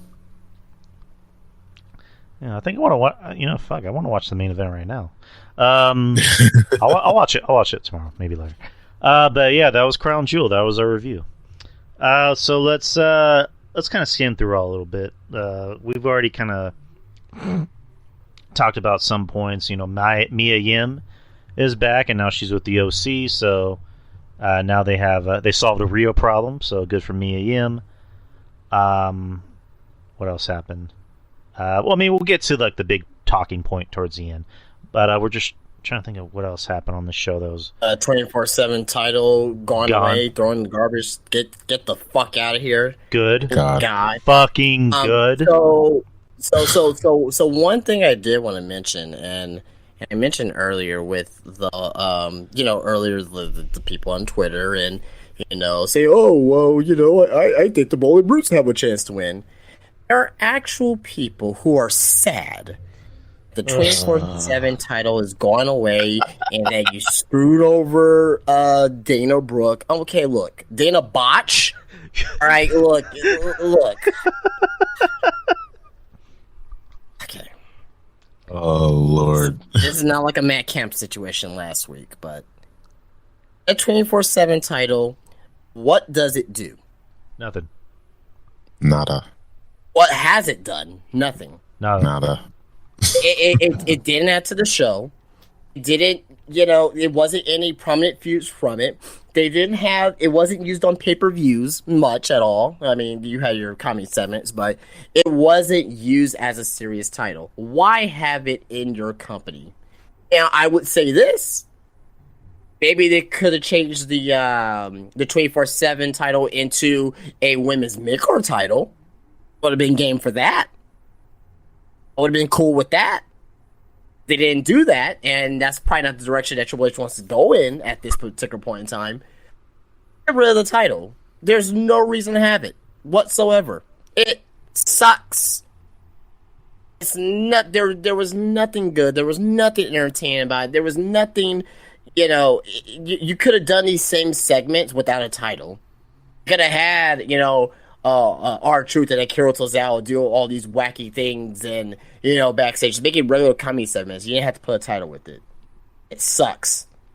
And Mick Foley introducing this green pea crap thing in the first place makes me sick. That's gone. It's been announced that the 24/7 title is officially retired on WWE.com, wrestling news sites. And Nikki Cross wrestled Dana Botch. Oh, I'm sorry, Brooke. Fuck her, Dana Botch. Say Brooke too. That's fine. Dana Botch Brooke for the 24/7 title, beat her, and then afterwards there's a segment where she's walking out with Damage Control because now she's Crazy Nikki, and she's just walking back in a daze. And she botched throwing the title into the trash. She threw it on the ground, but you know what? Fuck it, same thing. She threw that shit on the ground. Like Lonely Island. She threw it on the ground. So we got that. So bye-bye 24/7 title. You will not be missed. Fuck you. And hopefully they can take Dana Brooke with her. What else happened on the show? What else? The announcement of War Games with Damage Control and Nikki Cross versus Bianca and Alexa and Asuka. There's just 2 more spots to fill on that team and also 1 more spot to fill on Damage Control's team. And just the segment with Asuka and Io was just wonderful. And somebody actually translated it. Somebody actually went online and translated what they were actually saying. Let me try and pull it up real quick.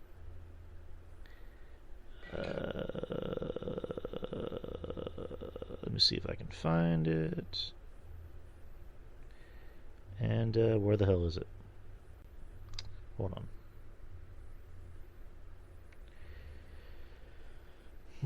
Go to Asuka's Twitter or her Instagram.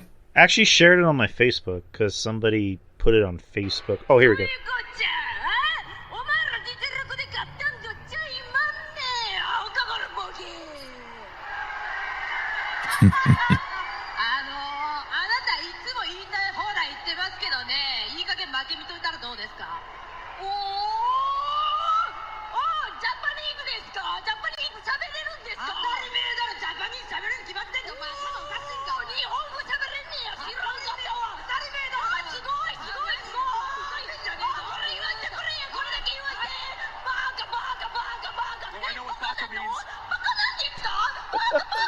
Just calling her stupid.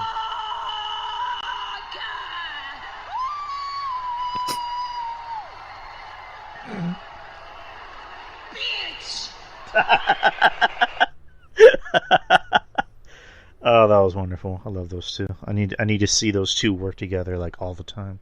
Yes. What else happened on the show? Seth Rollins. Oh yeah, open challenge match. You did have that great promo between the Usos and the New Day. That was a fantastic promo. Yeah, and then it was ruined. And then it was ruined by Matt Riddle. And the crowd, because the crowd. At first, I was like, "Oh, Riddle came out," but he saved it, talking about you would have hit my bog. I'm sorry, that was hilarious. I'm sorry. I mean, it's funny, but it's just like I'm at the point where I'm kind of starting to get annoyed by Riddle. Like he's kind of being an annoying dick. And maybe that's his shtick, but it's like, I don't know. Just also the crowd. Can we talk about the crowd? The crowd sucked. The whole crowd was sucked. terrible. It was like I couldn't tell where we were. Were we in Corpus Christi, or they're supposed to be in Wilkes-Barre, Pennsylvania? It's just like where were we at a wrestling show at a goddamn funeral? Like, what was it? It's like anytime something happened. Here's my impression of the crowd. You ready? Can't hear you. That's my impression of the crowd, Justin. That was the Wilkes-Barre, Pennsylvania crowd. And if anyone who's listening is from Wilkes-Barre, I'm sorry, but come on, guys. Come on. I say the same thing to Corpus Christi, we're Texans, so unfortunately we have to claim that. Like, just, come on. Like, just react to something. Like, react. Like, make a ooh. Make a ooh or an awesome. It's like they were forced to be there. Like this is like a Korean show or something. It's like your dad forced you to watch wrestling, and you don't really want to watch wrestling because it's your dream to become an interpretive dancer. But your dad is making you watch wrestling. Like, come on. But, bad crowd. And also, we'll get to the main event. Let's talk about the main event. So, Seth Rollins was having an open challenge, and does an open challenge, and he mentions Bobby Lashley. I'm like, all right, it's going to be Bobby Lashley because, they want to continue that storyline. That's still an ongoing storyline. Is Bobby, he's pissed off that he lost his title. And he comes... Well, here's what happened first. Ali gets on the screen and he's talking shit. And then Bobby Lashley comes out of nowhere and just takes him out. And then Bobby Lashley talks shit. And then Ali gets on the screen and then attacks Lashley, and then Lashley's just like grabbing him by his throat and just throws him across. And I'm like, that was just funny. That was too funny. And then Lashley comes out and doesn't even have a match. Just beats the shit out of Seth, which good. I like this Lashley. I like Smashly. I don't like Lashley. I like Smashly. This is the Lashley that we need. We need Smashly.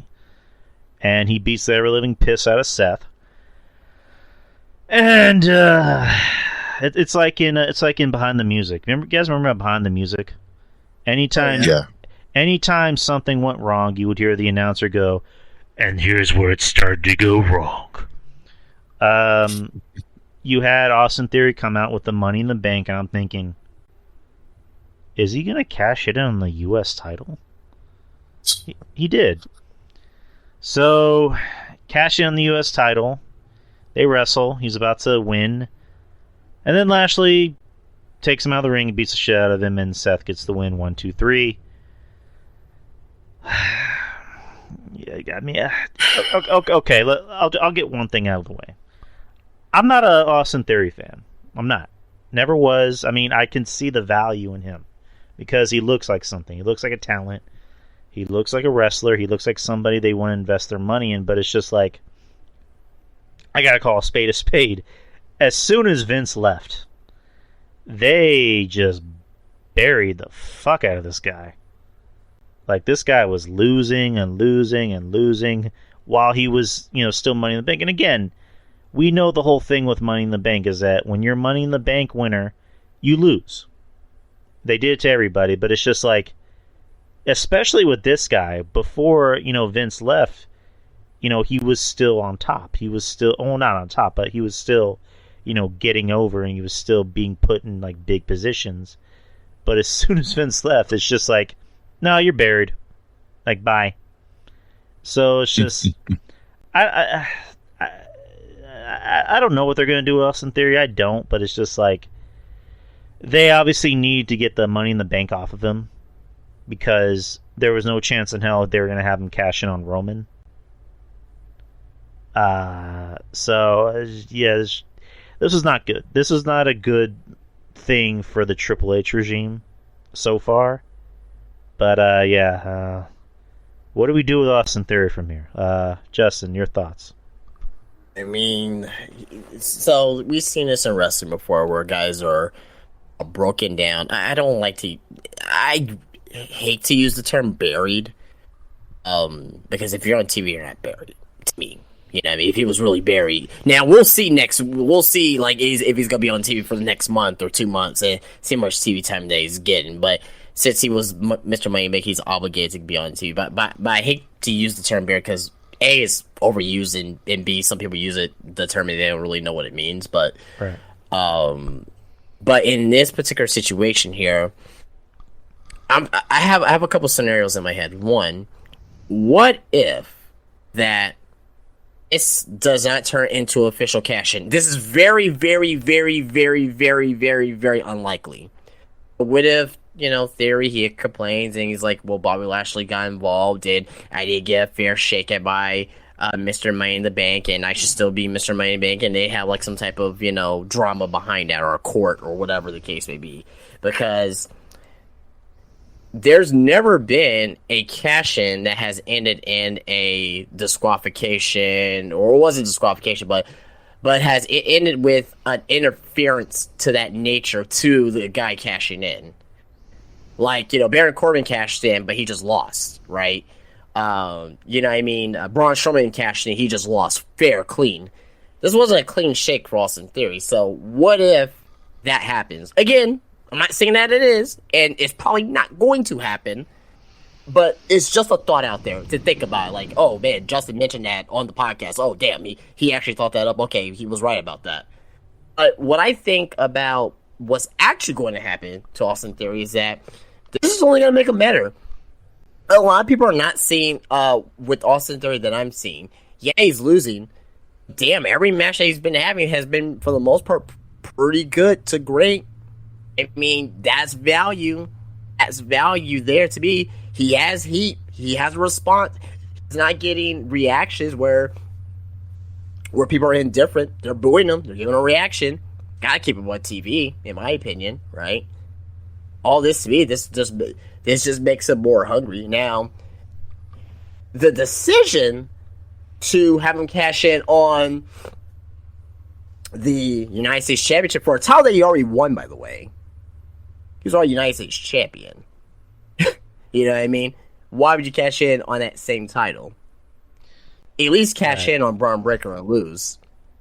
How that happened? They teased that before Halloween Havoc. I thought Austin Theory was gonna try to cash in. Don't know why he was on NXT then to show the Money in the Bank briefcase. That looking back at that now, that makes no sense whatsoever. So that would have been more interesting though, because it's just like it doesn't make sense for him to go after Roman because he knows he can't go after Roman. That would just be bad. So it was more interesting for him to try and go to NXT and cash in on Braun. Absolutely. So that would have been my choice. Have him try to cash in on Braun Breaker. Right. So yeah. with him, I think they're just gonna start back from the well with him. Like, start building back up. You know what I mean? We'll see what happens next week. Next week is going to determine on where he's gonna go. He's super young. He's not going anywhere. He's gonna be a big time star in WWE sometime down the road. Just not now. He's still super young. Like, he doesn't need to become world champion right now. Give him 2-3 years. Let him build himself up, and let him become champion. I don't get what the whole hate on Theory is. I mean, I was like, oh well, Ciampa, whatever. All right, it wasn't proven. So go do something else. But yeah, we'll see. We'll see what happens next week, and we'll see on how he's treated down the road and going into Survivor Series and into Royal Rumble. All right, Ruben, your thoughts? Oof. Yeah, this whole cash-in business was pretty bad. Like, I definitely agree. They could have gone a different route with it. Especially when you had, Braun breaking NXT, and he's more than ready to be brought up on the main roster. And just the fact that he cashed in an open challenge, like, you can just challenge Seth in the open challenge and not cash in. Or what you could have done, challenge him, accept his open challenge. Maybe Seth Rollins, gets one over him, outsmarts him, and then, he wins, and then Theory gets pissed and, just beats the shit out of him, and then you cash in that way. But it's like, they didn't do that, and to me, it's just like, wow, so many things they could have done better. And it's not even, hindsight talk. It's just, you can just see a mile away that this was bad. But they needed to get the briefcase off of him, because Vince, when Vince was in charge, just gave him the briefcase, and Riddle could have used it. Seth could have used it more than Riddle. Riddle is still young. He didn't need it, but, again, because he was Vince's golden boy, that's why he got it. And ever since he got it, he's been on a losing streak.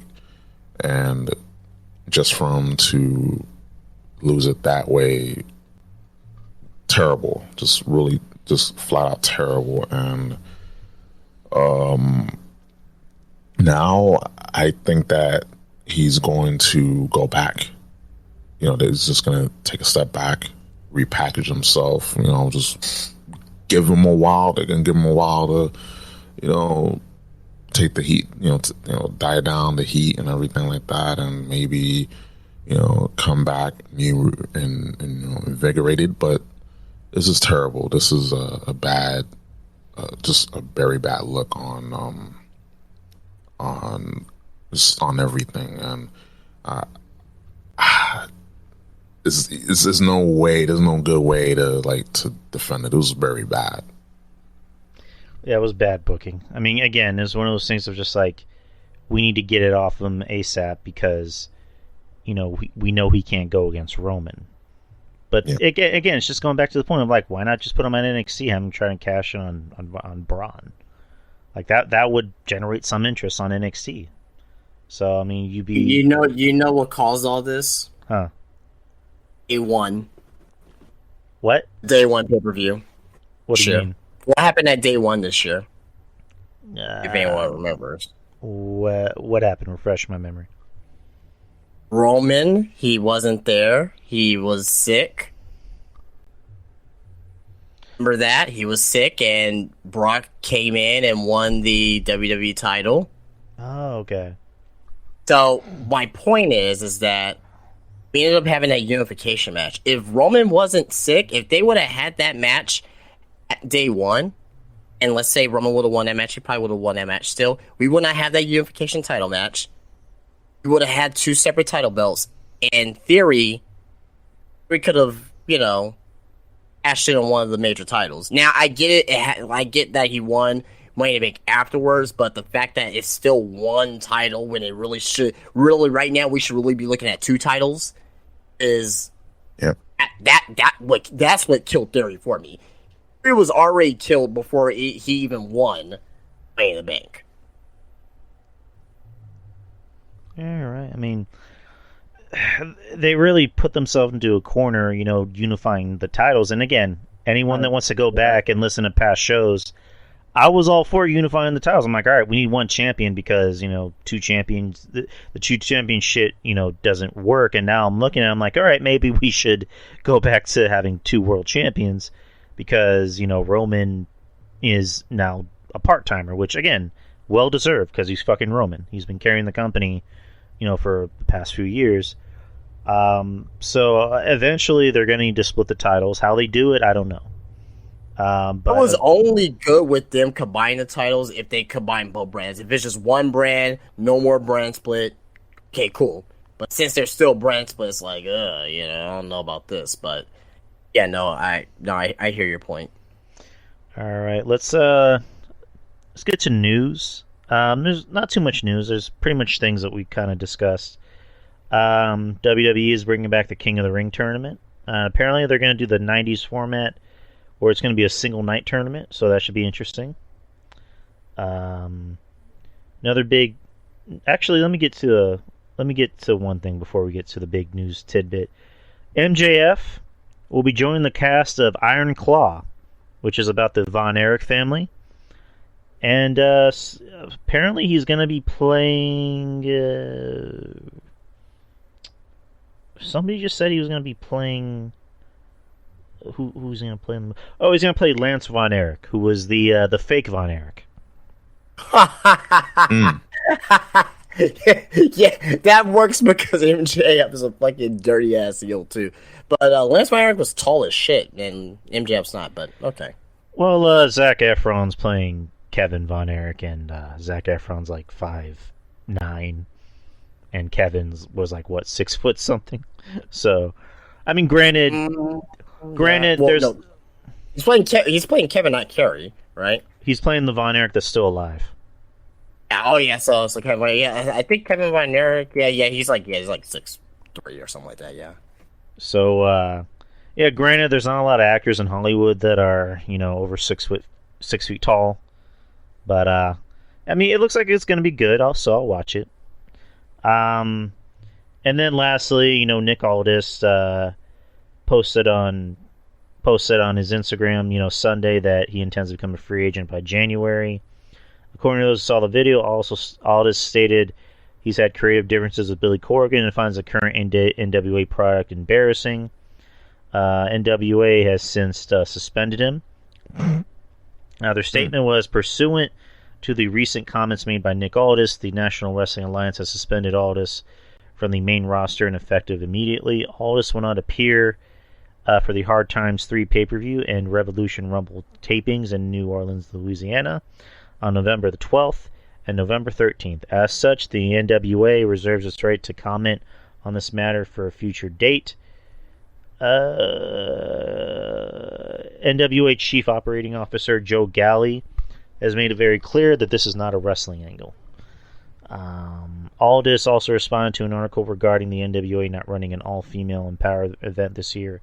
If some of you are wondering whether stuff like this factored into my decision to give my notice, you'd be correct. And during an appearance on Busted Open Radio in January, Aldis revealed that he signed a contract extension with the NWA. He was also scheduled to challenge Trevor Murdoch for the NWA World Championship at NWA 74, but was later replaced in the match by Tyrus. Ugh. And then in July, he explained the change to the NWA 74 main event and also expressed his frustration with Corgan. I'm sorry. Oh, no, Corgan explained his frustration with Aldis. I'm sorry. And, so on one hand, Aldis says that he wants out, but I'm not sure. Doesn't look like Corgan is willing to give in. But, and then also on the other side, Mickie James looks like she's leaving Impact. So, say Aldis does become a free agent by January, and then Mickey's a free agent as well. The obvious place is, what we think it is, because it's one of those things of just like if AEW really wanted to go after Aldis, they would have wanted him. But granted, AEW is AEW. They're not gonna take out Aldis. They're just not. They like their flippy guys, like Braun Strowman said. I mean, they're overpaid. They overpaid someone like Joey Janela. Like, come on. So that's a fact. Do you see Nick Aldis going to WWE and taking Mickey with him? Or you mean Mickey taking Nick Aldis to WWE? I mean, because it's Mickey's company. Well, not her company, but you know what I mean. Like, she's gonna get him in rather than and vice versa. But yeah, I could definitely see it. Another great veteran presence. He could definitely be a upper mid card main eventer. He hasn't been on that big of a stage in years, and I think the main person that will help him get him in outside of Mickey James, Cody Rhodes. They had that unbelievable NWA title feud, and that match at the original All In. So yeah, I can definitely see that happening, and maybe rekindling that feud as well, maybe over the WWE Championship. So I think that'll be a pretty good thing. Triple H, he is a he's a wrestling student, as we all know, and I think he really does appreciate what Aldis has done with the NWA title, and I think he will love to have him in the company. Right, and I like Nick Aldis. I think he'd be an interesting asset to WWE, and there's also that relationship, like you just said, with Cody. Will he be like a main eventer? I don't know. He might just have a Bobby Roode run, and I don't really mean that in like a disrespectful way, because I like Bobby Roode, and once upon a time Bobby Roode was getting over with the crowd with with his glorious entrance, and so I mean, there's no shame in having that kind of career in the WWE as long as he's getting paid and he's happy. So it's one of those things that it remains to be seen. But Ruben, your thoughts about Nick Aldis possibly coming to WWE? I think it'll be a good thing for him to come in, especially if we got Mickey James, which we all know it's going to be Mickey bringing in Nick Aldis and not the other way around. But it will be a good fit nonetheless, and that power couple, that would be a good gimmick. Excuse me, that would be a good gimmick to utilize in the whole power couple gimmick. And yeah, I see Nick Aldis as a upper mid card guy, and he wouldn't last in AEW. Like, they don't know how to book big guys. They don't know how to book them right, and WWE will be a good fit, and I know Triple H will do right by him and Mickey James. So I mean, I would like to see maybe a Royal Rumble appearance, or maybe after Mania or something like that, because just for him to just go right away into WWE, I think the best way to go about things is just to wait it out, see what offers you get, and if one company makes a compelling offer, you take that. And I'm for having a plan before you sign to any company. Like, you have a booking plan at least 6 months ahead, so that way you're in there, you already know what to do. It's not like, oh, well, I'm here now, what we're going to do. It's like, no, we have a laid out plan for 6 months or so at least, and you're not just lost in the shuffle immediately. Like, there's a plan if he were to come in. So I'm for that. Right. I mean, the more talent, the better. I mean, a guy like Aldis, again, it remains to be seen how he's used. Mickey, granted, the whole thing with the trash bag thing, I mean, that was kind of swept under the rug, because they got rid of that pretty soon. So I'm pretty sure she's going to come back. She's going to come back. Yeah, she came back to the Rumble with Hardcore Country, too. Right. Yeah. People forget that was earlier this year too. Like that's how crazy 2022 has been. It's been a long year. It's been a long year and a short year at the same time. Yeah. So she'll be back, and Hall of Fame introduction, whatnot. How much time do we have? Okay, we'll go as long as we can. So last week we had Justin's first bus flip, and it was with the WWE roster. Now we're going to attempt to do the AEW roster. Ooh, baby. And the AEW roster is it's pretty thick. It's unnecessarily thick. It's full of talent. Well, talent could be used loosely, but we're going to do the AEW roster along with Mr. Ruben here. So, guys, are you ready? Yep. Ready? Let's do it. All right. AEW roster. I'm on. Did they separate the men's division? Okay, I'm on the men's division. Aaron Solo. No. Fuck no. What was that? That is the former Mr. Bailey. I'm sorry. Oh. Out. Out. Adam Cole. Keep. Oh, yeah, keep. Keep, but just I don't know. Lift some weights, Adam. Come on. Mass gainer. Get some mass gainer, man. Alex Reynolds. The Dark Order. Alex Reynolds of the Dark Order. Yeah, keep. I like him. I mean, yeah. I'll keep. Yeah. Bye. Andrade El Idolo. I would not keep him in AEW. Have him go back to WWE. But if it's my company, I'll keep him. Yeah, I'll keep him. He clearly wants to go. Like he really wants. Yeah, to he go wants back. to go, but I would keep him. Well, I would say get rid of him. Angelo Parker.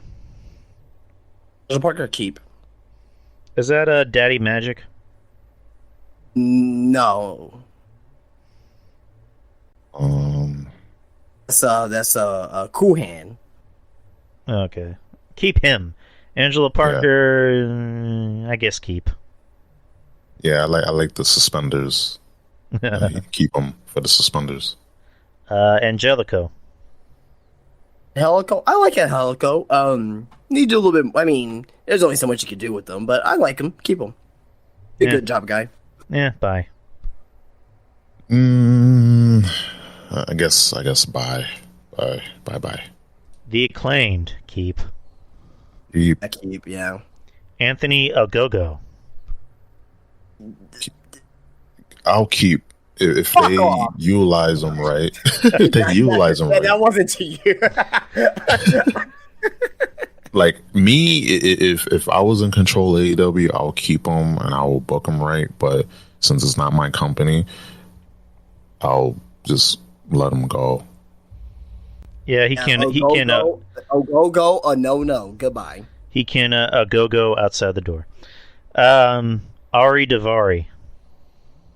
Arya Davari. Yeah, I like Arya Davari. Keep. Yeah, fellow Iranian. So keep him. Yeah, he'll stay. The Ass Boys. Keep. Keep. But it's one of those things of just like I'd rather see him in WWE because they've actually improved. They're pretty good. Bandito. Oh, keep. He's so fucking good. Yeah, he's not bad. Keep him. Ruben. Wearing Bandito. Yeah. Yeah, keep. He's, I enjoy his work, but it's just, you seen one luchador, you seen them all.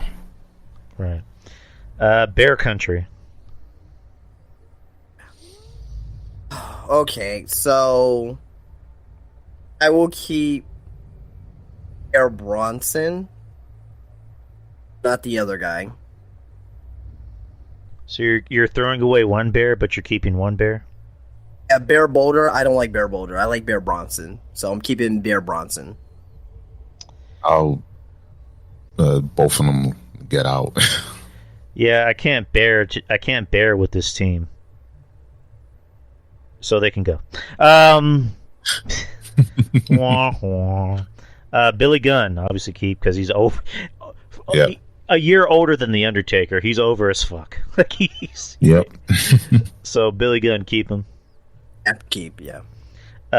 Bishop Khan. Who the fuck is that? Bishop Khan, he can leave. Like, I don't know who he is, so bye.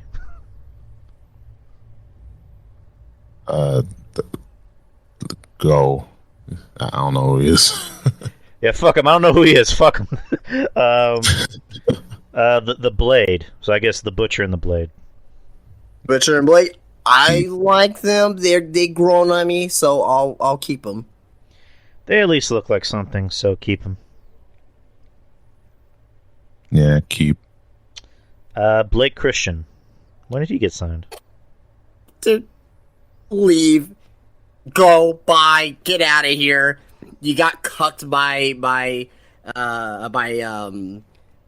cucked. Yeah, and you know who you got cucked by. Get out of here. Oh yeah, he was with Cora Jade. I forgot. He was with Cora Jade. And then she went with Unbreaker. She went with a real man. I knew as soon as he left WWE, I was like, oh yeah, Cora Jade's gone. Like, there's no way they're gonna stay together. Oh no. But yeah, bye. Yeah, bye. Goodbye. Brandon Cutlet. Bye. Bye. I mean, wait. I mean, we need a stooge. Every company has a stooge. I'm gonna be diplomatic and say we'll keep them if the elite is there. But me personally, I'll get rid of them. Wait, who were we talking about? I didn't hear the name. Brandon Cutlet. Oh, Cutler? Yeah, keeping him. Bye. Brian Cage. Yeah, I'm getting rid of him. Yeah, bye. I would get rid of him because they just lost the mark with him at every point. And he's fat. But I also think it comes to him because it's just like, look at me, I'm this big jack guy, and you look at me doing suicide, topes. It's like, you're a big guy, just work like a fucking big guy. Like, come on. Brian Pillman Jr. I like Pillman Jr. Keep. I like him, but he needs to go somewhere else.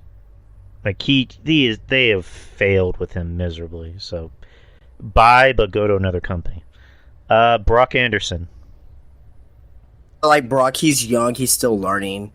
You need young prospects like that in your company to learn. So keep. Yeah, I'll keep him because he's young.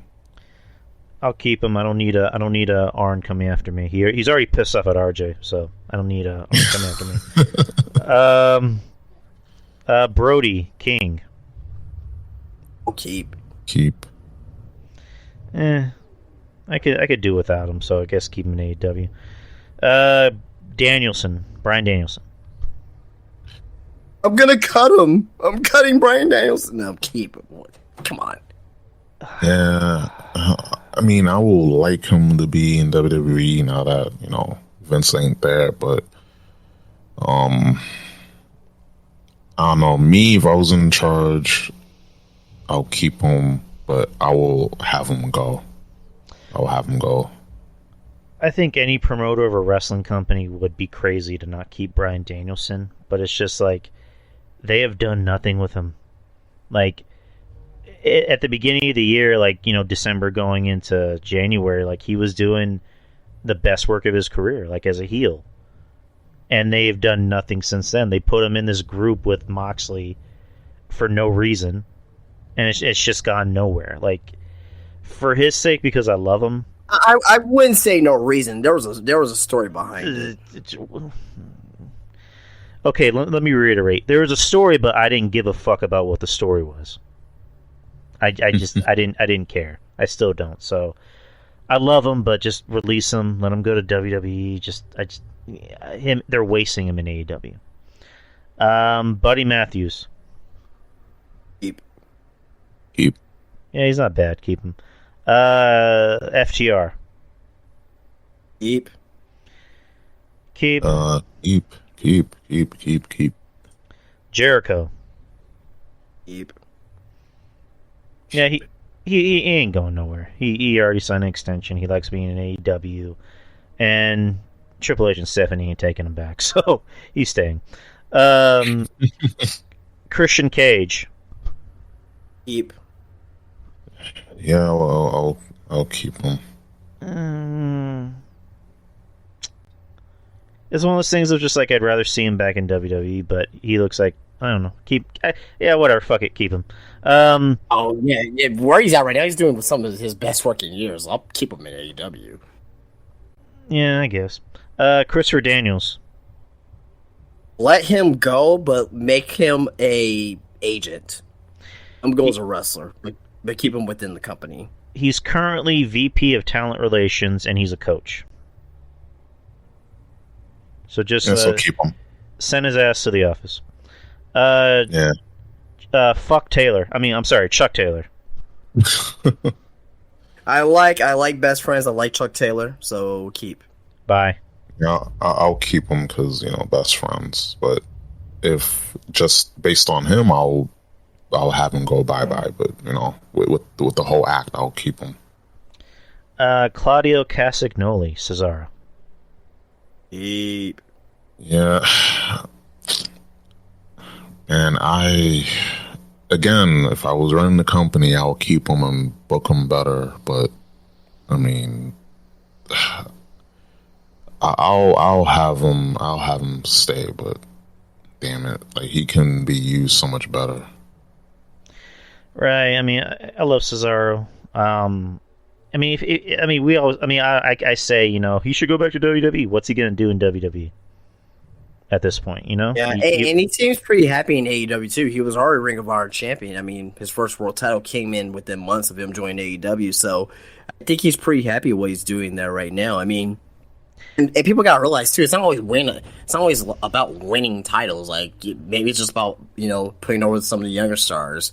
Maybe it's about doing more backstage. Like it's not always about like winning titles and being on TV every week. So. Some of these guys are there for different reasons outside of that. At least that's the way I look at it. So right, yeah. So yeah, keep him. Here's an interesting name: CM Punk. And isn't he gone? Then let him go. He's not gone officially yet, but for this locker room, I'm getting rid of him. If I'm a booker, Yeah. I'd be crazy to get rid of a guy that's actually drawn interest in my company. That's actually brought in interest in my company, I'm sorry. So, Tony Khan's going to get rid of him. Punk's going to want to leave. So... Would you be able to control CM Punk? No. I think the last guy that actually could control CM Punk is, he's gone. Vince. So, yeah, I don't think I can... Nah, yeah, get rid of Punk. Bye. Yeah. Goodbye. Cole Carter. Hey, 2 dimes. All right, yeah, I'll keep him. Part of the Tony D'Angelo family, and now he's in AEW. Yeah, I'm keeping 2 dimes. The great Cole Carter. I don't know who he is, nor do I care. So goodbye. Same. Bye. Here's another interesting name: Colt Cabana. Oh, if Punk's gone, I'm keeping Colt Cabana. Yeah, same. If Punk is gone, keep him. But to be honest, I'll just get rid of them both. Like that's just the asshole in me. I just fire them both. Yeah. Again, I'm not, and when I'm building my company, it's not always about the on air product. He's well loved backstage. He brings good morale. But like if a guy like that's backstage and brings good morale, I'm keeping him. Like I'm not gonna punish him because of what happened. That was something that was out of his control. Like, you know what I mean? Like, yeah, that's not good business. So I'll keep him. Maybe he won't be on TV every week. I'll set those expectations with him. And he knows it. He's been around for 20 plus years in the business. Like, but hey. You're not gonna be on TV every week, but hey, you bring great morale backstage. I'll put you on TV. I'll put you in some views here and there, and I'll let you keep your job. You'll make some money. So, yeah, that's the way how I will utilize Coca Cabana within my version of AEW. Yeah, I guess keep him because I can't fire everybody. I still need job talent. Next is Danhausen. Oh, love Danhausen. Keep him. That's Yeah. Hausen. He's interesting. I'll keep him. He's a personality, so keep him. Daniel Garcia.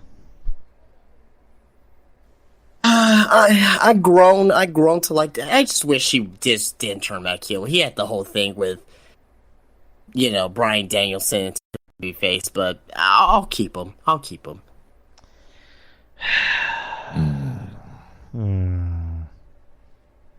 Yeah. Yeah, keep Danhausen. No, we're on Garcia. Daniel Garcia. He's. I like him, so I'll keep him. But he just needs a personality. Like, I like him as a wrestler, but he needs a personality. I'll keep him. He is bland. Like, he is bland as bland. That's the best way to put it. Like, okay wrestler, not terrible, but it's just like, do I need to see this guy every time on my television? So it's just like, get a personality, but keep him, I guess. I guess I'll use as a team. Dante and Darius Martin. Top flight, I guess. I like them both, but Darius, he's so damn injury prone, man. Dante for sure. Like, he's definitely staying. Like, that's, he's great at what he does. Unfortunately, gonna get rid of Darius because he's just so injury prone.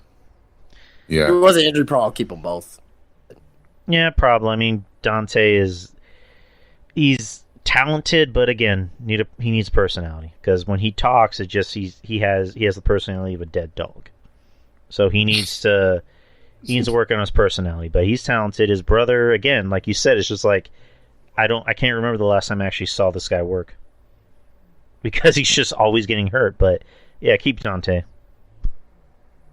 Yep, keep him. Yeah. Darby Allin. Keep. I mean, the guy's over. The fans like him, but it's just like, it just seems like this guy has lost a lot of momentum. Yeah, that's fine. He can lose all the momentum that he wants to. He's gonna sell merchandise. He's gonna, make kids paint their faces and all that. So he's good where he's at. Yeah, he's fine. Dustin Rhodes. Yep, keep for sure. Again, just like Cole Cabana, he's one of those morale guys backstage. He's gonna be one of those coaches, helping the young talent. You need a person like that in your company. Keep.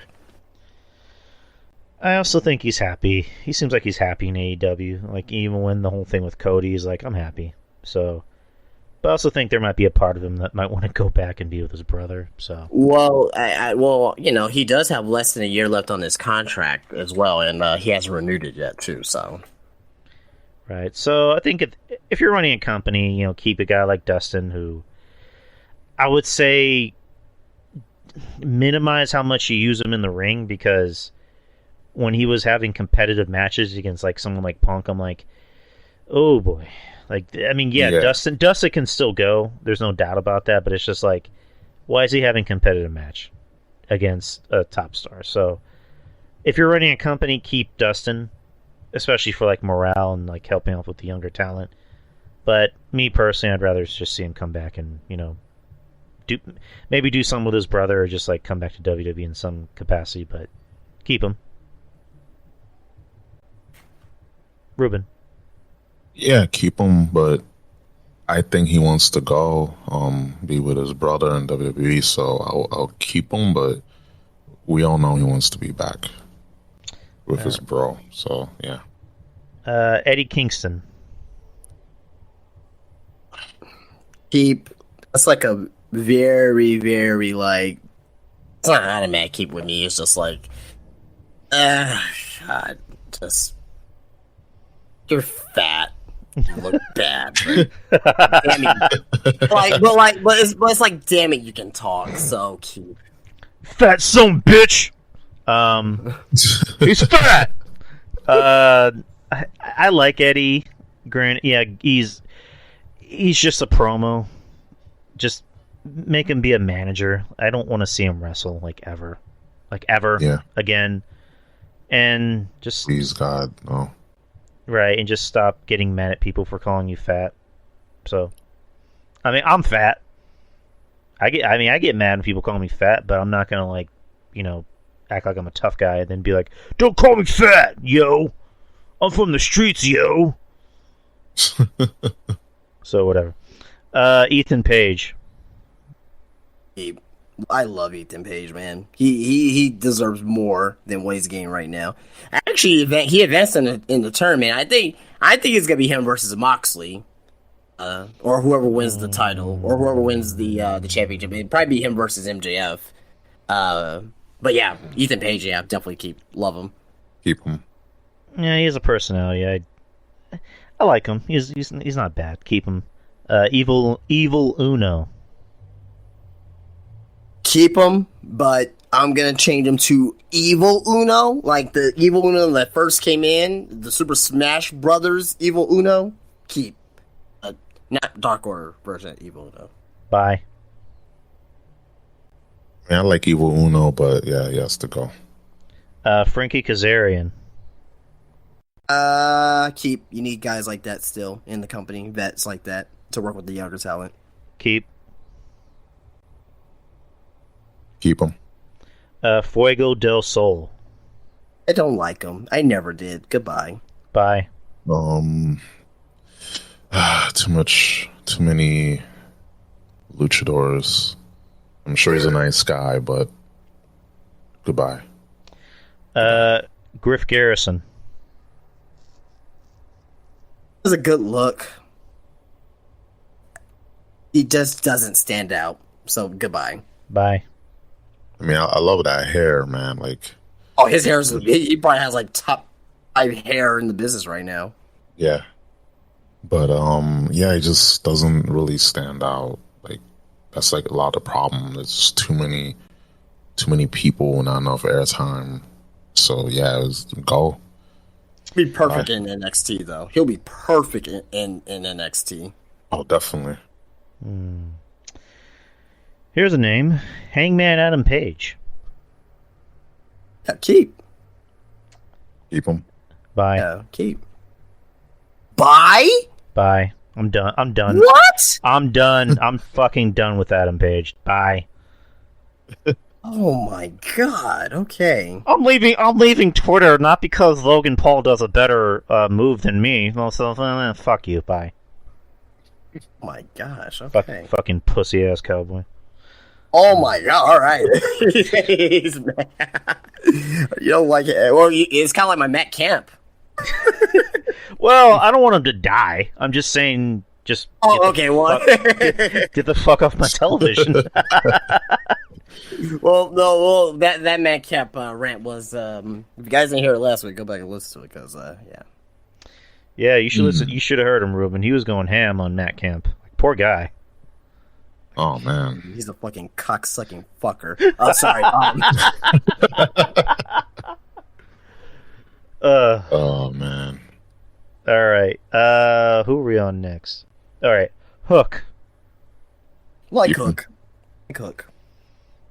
I mean, I would say bye, but it's just where's he gonna go? So he's better off in AEW. Ruben. Yeah, keep him. All right. Good hair, it's a pattern here. Keep people on TV in this company that have good hair and have a good look. Private Party. I like Private Party. Just I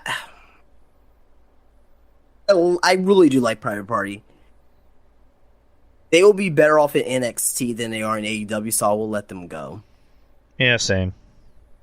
Bye-bye. Yeah, I like them too, but damn, man, it's just something off about them. They haven't been the same since the first year of AEW, and they'll be better in NXT. I'll tell them bye-bye, and they can go to WWE. All right. Next is Jake Hager. All right, just before you guys go, Bye. Don't ever be on a fucking wrestling card or show ever again. Bye. Fuck you. Bye. Yeah. Like he's hit his ceiling. He's just another body in there. So I'll just be by. I'm keeping him. The All-American come American. Like, I gotta hear that lisp on TV, you know. I mean, come on, man. I'm keeping him. Hey, stay here, Mr. Hager. Jack Swagger! Yeah, I love him. Damn. I mean, he may get paid, like, in hot dogs or something like that, but, you know, I'm keeping him. I'd rather see him be eaten by a hot dog. Like, that's how much I hate him. Jesus. Jay Lethal. Keep. I mean, I like Jay Lethal, but it's like there's no purpose with him. Like if they brought back ROH, you know, Tony Khan brought ROH, and there's still no TV deal. You know, if they can solidify a fucking ROH TV deal, keep him. If not, goodbye. All right, Jeff Hardy. If he gets clean, keep. Yeah. Well, stays clean, I should say. This hurts me to say because I love Jeff Hardy. I've always been a Jeff Hardy fan. Sorry, I'm trying to move around. I've always been a fan of Jeff Hardy, but I gotta say bye. Like, because the wrestling business is not doing him any favors. He needs to go home. He needs to be with his family. Find something else to do besides wrestling, whatever that is. Just as long as you're healthy, man. So just for Jeff's interest, I would just say bye. Jeff Jarrett. Okay. Bye. Goodbye. That is the theme. Oh my god, man! Just world the theme song and just him. I'm back, baby. Like, oh, just get an erection thinking about it. Keep him. He's a director of business development. So I was looking at. Apparently, he cut a promo tonight where he took a shot at Triple H and Braun Strowman, and the promo was that he was putting over Satnam Singh. And he said, "This is a real giant, not some big giant that wears red skinny jeans." So, and then he said, "Produced by the Banana Nose Circus wrestling company." So, ouch. Well, not really, but as long as Jeff's like involvement in the ring is kind of limited, because the world title for all I give a shit. Jesus Christ. So he's brought in as basically the bad cop because Tony Khan can't be the bad cop. He has to be the good cop. So Jeff he can be the bad cop. He can be the dick. So as long as he's in that role, good. John Silver. Like Silver, keeping him. Yeah, keep him. Yeah, I keep him. Moxley. Moxley? Oh, I'm gonna get rid of Moxley. He's suck at wrestling. I hate him. He sucks. No, it's Mox. Come on, it's Mox. Well, you gotta have Mox. He ain't going nowhere, so, yeah. Yeah, he stays. He ain't going anywhere. Even though I will have him go back to WWE, but no, like, keep him. All right, Josh Woods. I don't know who the fuck that is. Josh Woods, man, he has some upside, but no, I'll get rid of him. Yeah, I don't know who he is. I don't know who he is. Bye. Yeah, I don't know. But goodbye. Jungle Boy. Deep. He needs a personality change, like quick, because he's become boring. Like, he needs to be with his girl. He's shown the personality over the past month or so. Has he though? On TV, yeah, he's getting better. I don't know. Just he needs a personality change, and I don't know, quick. Because again, from what I've seen from him before he got the injury, just he's boring. I'm sorry, like boring. So keep him because he's talented, but get a personality. Keith Lee. Keep. Keep him. I say keep him because he has potential, but just the obvious with Keith Lee. We don't need to say it. Kenny Omega. Older? I'm sorry, what?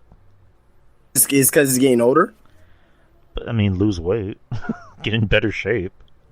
Oh, it's fat. Okay, got it. He's fat! Kenny Omega. Eep. Oh, I would. I mean, yeah, I will keep him, but again, like where is he going to go? Like keep him. He would go to WWE. Like one of the biggest stars in the world. Will go to WWE if that opportunity was given. As a talent, he's very athletic, so I would keep him. But he should not be an executive, so get rid of that. I agree. I agree. Kip Sabian.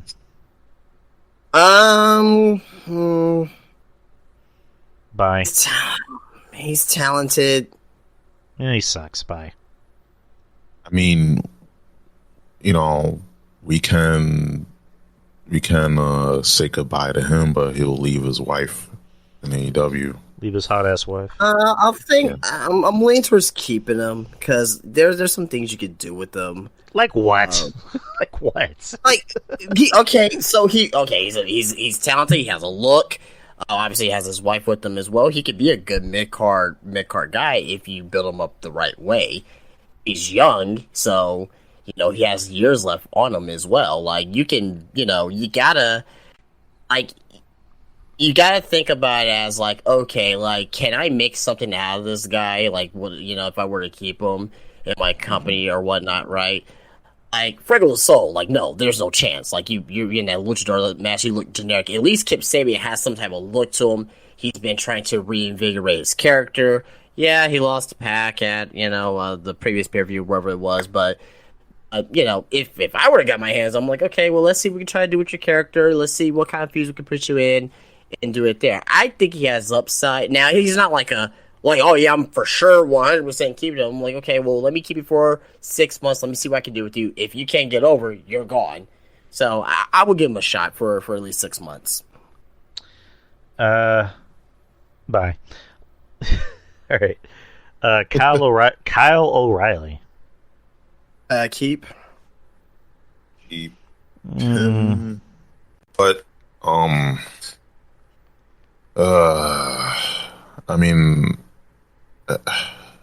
I'll keep him, but like, what he's gonna do is just gonna be another guy, So bye. I'm gonna say bye. Lance Archer. Bye. Bye. Get him out. Yeah, they don't know how to book big guys, so goodbye. Lee Johnson. Lee Johnson. Yeah, I like him. Yeah, keep him. Mm-hmm. Okay. Lee Moriarty. I do not like him. Goodbye. Bye.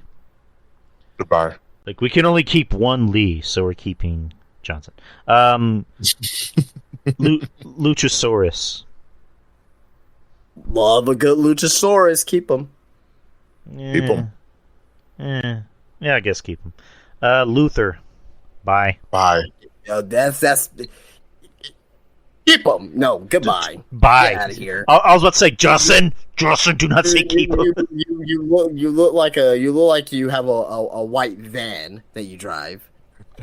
A white windowless van. And it says, candy, free candy, or free ice cream, or whatever. He definitely has 7-year-olds in his basement. He's trying to go after young kids while Jericho goes after young talent. Anyways, Jericho just has a van saying, "Hey, free pushes, huh?" Make sure to keep Chris Jericho away from younger talent.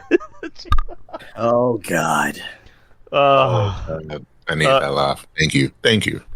You're welcome. Next is Malachi Black. Keep him. I mean, he He wants to leave, but I guess not, so keep him. Okay. Matt Hardy. Keep. Yeah, he wants to stay, so keep him. Okay, here's an interesting name. The Young Bucks. Matt and Nick Jackson. Keep. Bye. Keep 'em. The best tag teams in the world. Keep them. Bye. Oh. Bye. Well, are they going to WWE in your world or no? I don't give a fuck where they go. Bye. Oh my gosh. Okay. WWE is not taking them, so bye. All right. Ruben, did you give your answer? Yeah, I did. Keep them, but unless I mean, it'll be kind of crazy to see if they go to WWE, like how they'll fit. The chaoticness in me would like to see that, but other than that, keep them. Like whatever. Yeah, fuck the Young Bucks. So bye. Matt Menard. Definitely keep. Yeah, keep them. Keep him. Matt Seidel. His nipple card. I love Evan Bourne, but he's just not needed in this company. So bye. Yeah, I like him too, but he's done a whole bunch of nothing. So bye. Bye. Goodbye. Matt Taven. Bye. Oy. Bye. I like Matt Taven, but I don't think he's needed here either. So goodbye. Bye. But I saw him perform at the Supercard of Honor, the New Japan ROH show. Goodbye. That's all I need. Goodbye. All right. Michael Nakazawa. I never liked him. Goodbye. Michael Nakanaka, get the fuck off my television screen. Bye. Mike Bennett. Bye. Bye. Fuck him. If he's by himself with Maria in this company, he's not needed. Goodbye. Even with Maria, fuck both of them. Bye. Wow. Okay. Oh shit. WWE paid for my rehab. Actually, they didn't pay for my rehab. Where'd you get that idea? Because you said it, you fucking freeloader. Fuck you. Miro. I keep. Bye. Go back to WWE. Go to WWE. You're more over in WWE. MJF, keep. Keep them. Goodbye. What? Yeah, so you could go to WWE. I'll keep. If it was my company, I'm running it. I'll keep them, obviously. But I'm just being. What's the word I'm looking for? I'm just being greedy as a WWE fan. But no. But seriously, I'll keep them. Of course. I mean, forget MJF.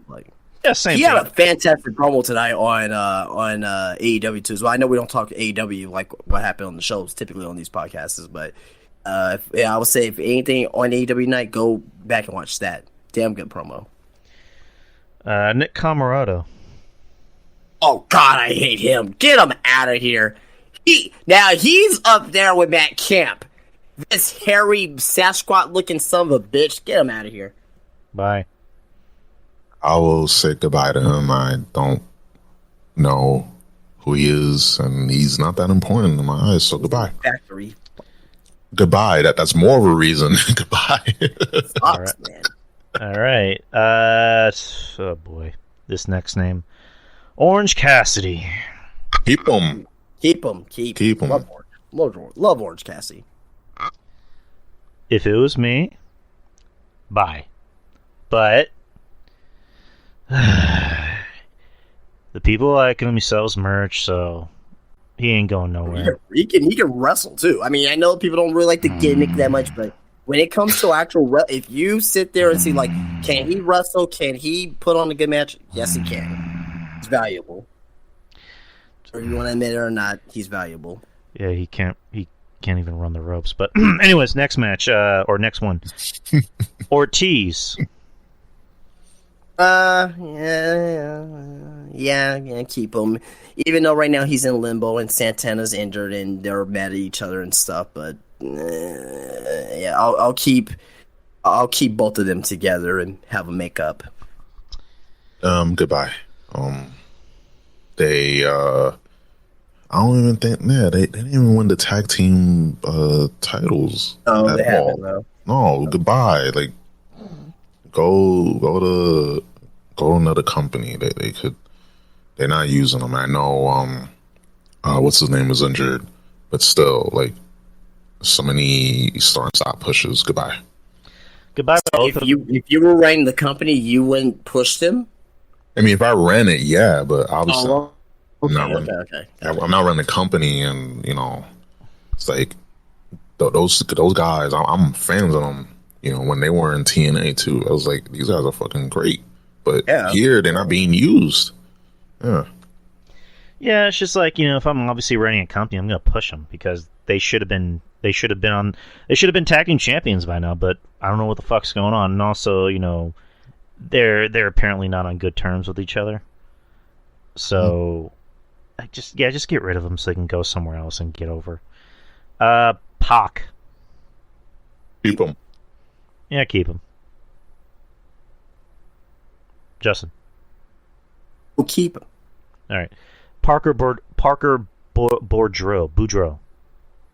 Parker Bordeaux. Yeah, keep has upside. Yeah, I'll work with a young guy like that. Yeah, keep him. He's got a future, and I think he's gonna go back to WWE pretty soon, as soon as his contract runs out. Paul White, Big Show. Keep him, obviously for not wrestling, but keep him.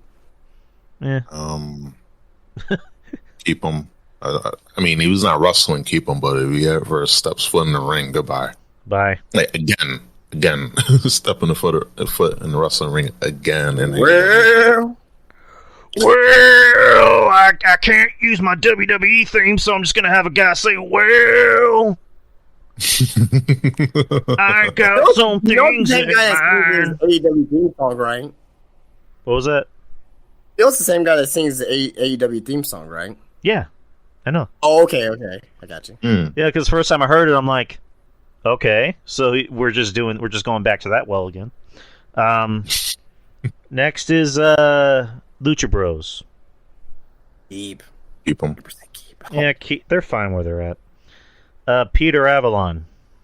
Bye. I need a commie job guy like that. I'll keep him. Jesus Christ. Oh boy. Next is Powerhouse Hobbs. Keep him. Push him. Powerhouse. Powerhouse Hobbs. Keep him. But push him. Come on. Yeah, push him. Preston Vance. Keep him. Bye. I mean, when he takes his mask off, it's a good look, but yeah. Is he the one with that Deathstroke mask? Yeah. That mask is dope. Him. Bye. QT Marshall. Oh, you need a hunt heel like that. Keep. Keep him, but to get jobbed out.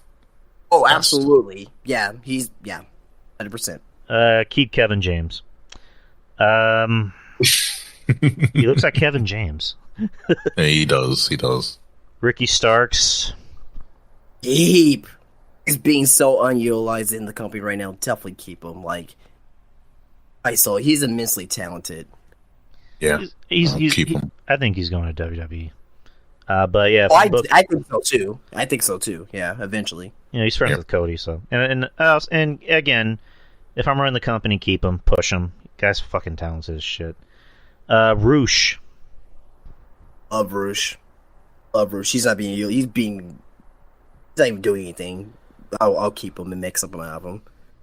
Yeah, if I was running the company, I'll utilize him better. I don't know. I would just say take him and Andrade at WWE. Have him be on Raw, so you can have a one stable, one Mexican stable on Raw, and the other one on SmackDown. I haven't seen enough of him, so keep him. Sammy Guevara. Oof. I won't say I like Sammy. He's immensely talented. I think he'll just be a headache backstage, as he's shown already. I will say let him go. Yeah, If he cleaned up like his whole backstage stuff, drama and stuff, I'll keep him because he can put on good matches. Since he's having a history of doing that, fine. It's just, for me, it's both. It's not just the whole thing about his personality backstage. Like, he kind of sucks, in my opinion, because, like, before I tried to give him the benefit of the doubt, I'm like, yeah, this guy's actually talented. And then over time, it's like, oh, this guy just wants to kill himself. He's doing the same fucking video game wrestling shit, so... Well, killing himself. I mean, Jeff Hardy was killing himself for years, too, and we all enjoy that crap. We're not talking about Jeff Hardy. But, yeah, but just Sammy's just, I guess for personal reasons mainly, it's just the guy's a headache. So just get rid of him. 100%. Bye. Yeah, just a headache. Just with the backstage issues, I'll just have him go. Yeah. Samoa Joe. Keep. Yeah. How many texts do you think Joe sends to Triple H going, "You up"? A lot. So I probably yeah. They're definitely staying close for sure. Yeah. Yeah, he's counting down the days until his contract is up. So he's going to be leaving pretty soon. Yep. So just turned heel tonight on Wardlow, so they're gonna have a feud for the TNT title for what it looks like. Interesting. All right. So it's gonna be a 3-way feud with him and Wardlow, and Powerhouse Hobbs. So interesting. I'll watch that. Satnam Singh. I like his look.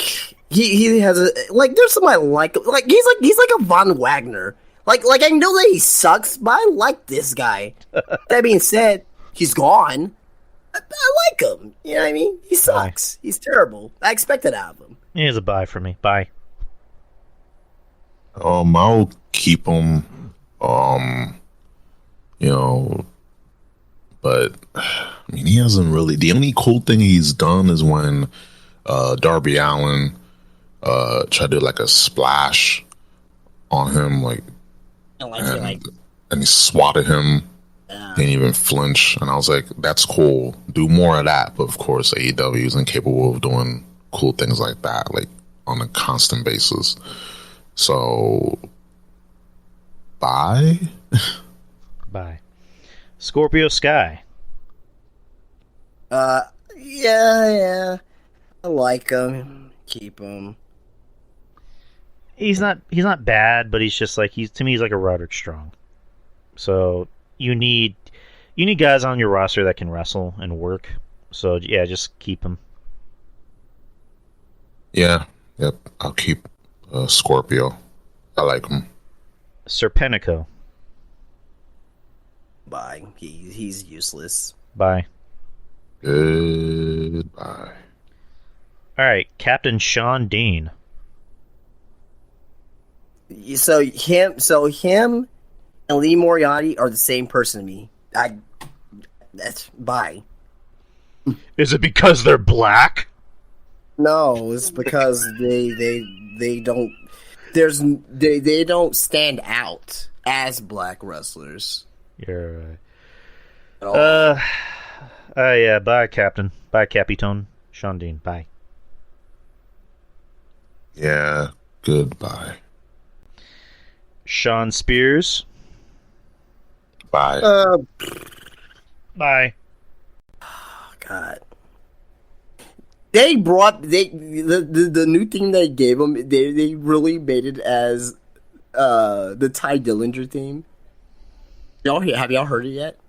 I saw a clip of that. But his new theme is basically Ty Dillinger theme from NXT. It's sad. But to answer the question, bye. Go be Ty Dillinger. I love Ty Dillinger, not this Sean Spears guy. You know that's your real name, but yeah. Ty Dillinger was actually over. So, Sunny Kiss. Bye. Bye. Twerk your ass out of the I building. like, Bye. I like Sunkiss. Keep. Yeah. Sting. Stinger. Keep him. Fucking Sting. It is Sting, baby. He ain't going nowhere. So keep him.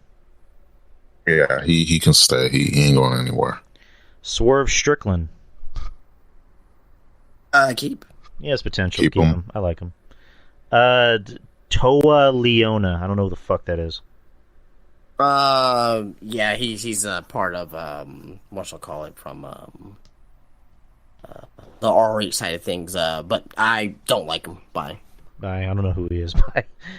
Don't know who he is. Goodbye. Tony Nese. I thought you were about to say Tony Khan. Bye to him. Bye. Keep Tony Nese.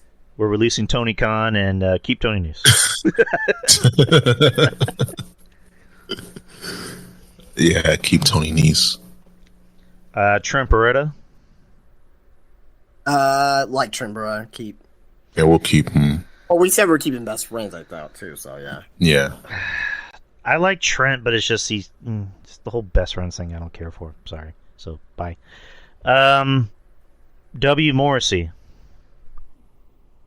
He's a good fit for AEW. Bye. Yeah, he big wrong fit like Justin just said. Bye. Go to WWE. Yeah, goodbye. Have him go back to WWE. Bring back Enzo. Yeah, just goodbye. I mean, he's in incredible shape though, so that's one thing. For sure. He's in sick shape, dude. So just go to WWE like shit. Wardlow. Oh, keep up. 100% keep. Yeah, keep. This is war, baby. Keep. Keep. Wheeler Yuta. Oh, Wheeler Uterus. Goodbye. Bye. Bye. The difference between him and Daniel Garcia, I've seen Daniel Garcia get on the mic and have some type of emotion, some type of character. Uterus? No, like, at all. Get the hell out of here. And Yeah, goodbye. I'm sorry. Zach Clayton. That's the last one on the men's division. Goodbye. Don't know who that is. Don't know. Too, so. Don't know. Don't care. We don't have enough time to go through the women's division, so I think we'll save that for a later show. All right. So that is the men's division in AEW. Some controversial choices are made, but that's what happens when you're a booker. But anyways, guys, that's the show. We have a Q&A coming up this Saturday. It will be the only Q&A for the month of November because we got a lot of shit going on in November. Next Saturday is going to be Full Gear. The Saturday after that will be War Games.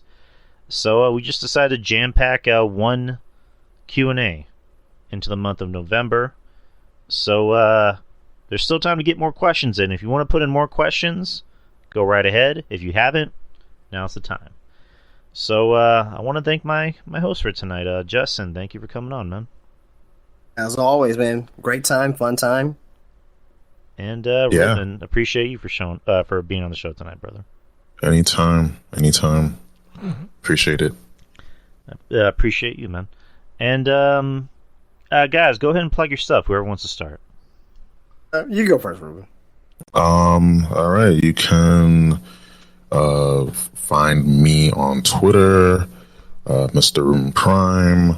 That blue check mark looks all right. I mean, I got it as for the memes.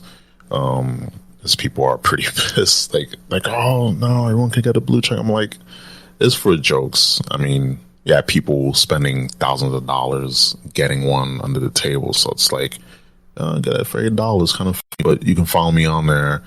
Hit me up.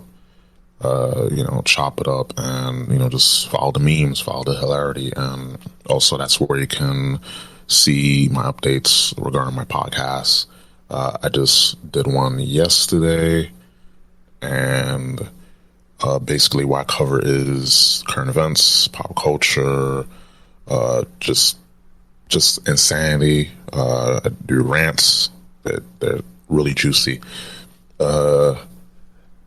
And yeah, just you can check me out. I'm all over. I'm all over the podcasts, streams, iTunes, Google, Spotify. I love Spotify. Spotify is great. And tune in, such all those places. You can find my podcast at the Room Prime Podcast.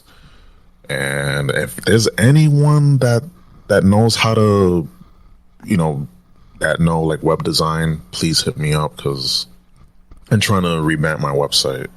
I gotta use that domain for something, right? So anyone out there who's into web design, webmaster, let me know, please. And thank you. And again, Drew, thanks for having me on. It was fun, and we'll gotta do this again. Oh, we absolutely do. Yes. And Justin, go ahead and plug yourself, buddy. Yeah. You guys know me, obviously. Spinebuster Tees on Instagram. Follow me on Spinebuster Tees on Instagram. Spinebustertees.com. We have our fall sale still going on right now, so definitely take advantage of that while it's still here.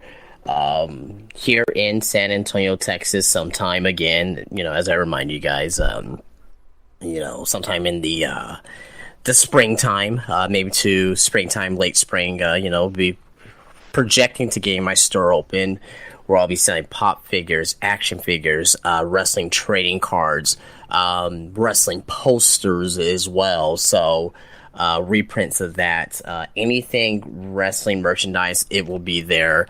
It's going to be your one-stop shop, and this is going to be the biggest and the bestest wrestling store in South Texas, and I'm going to make it a huge thing.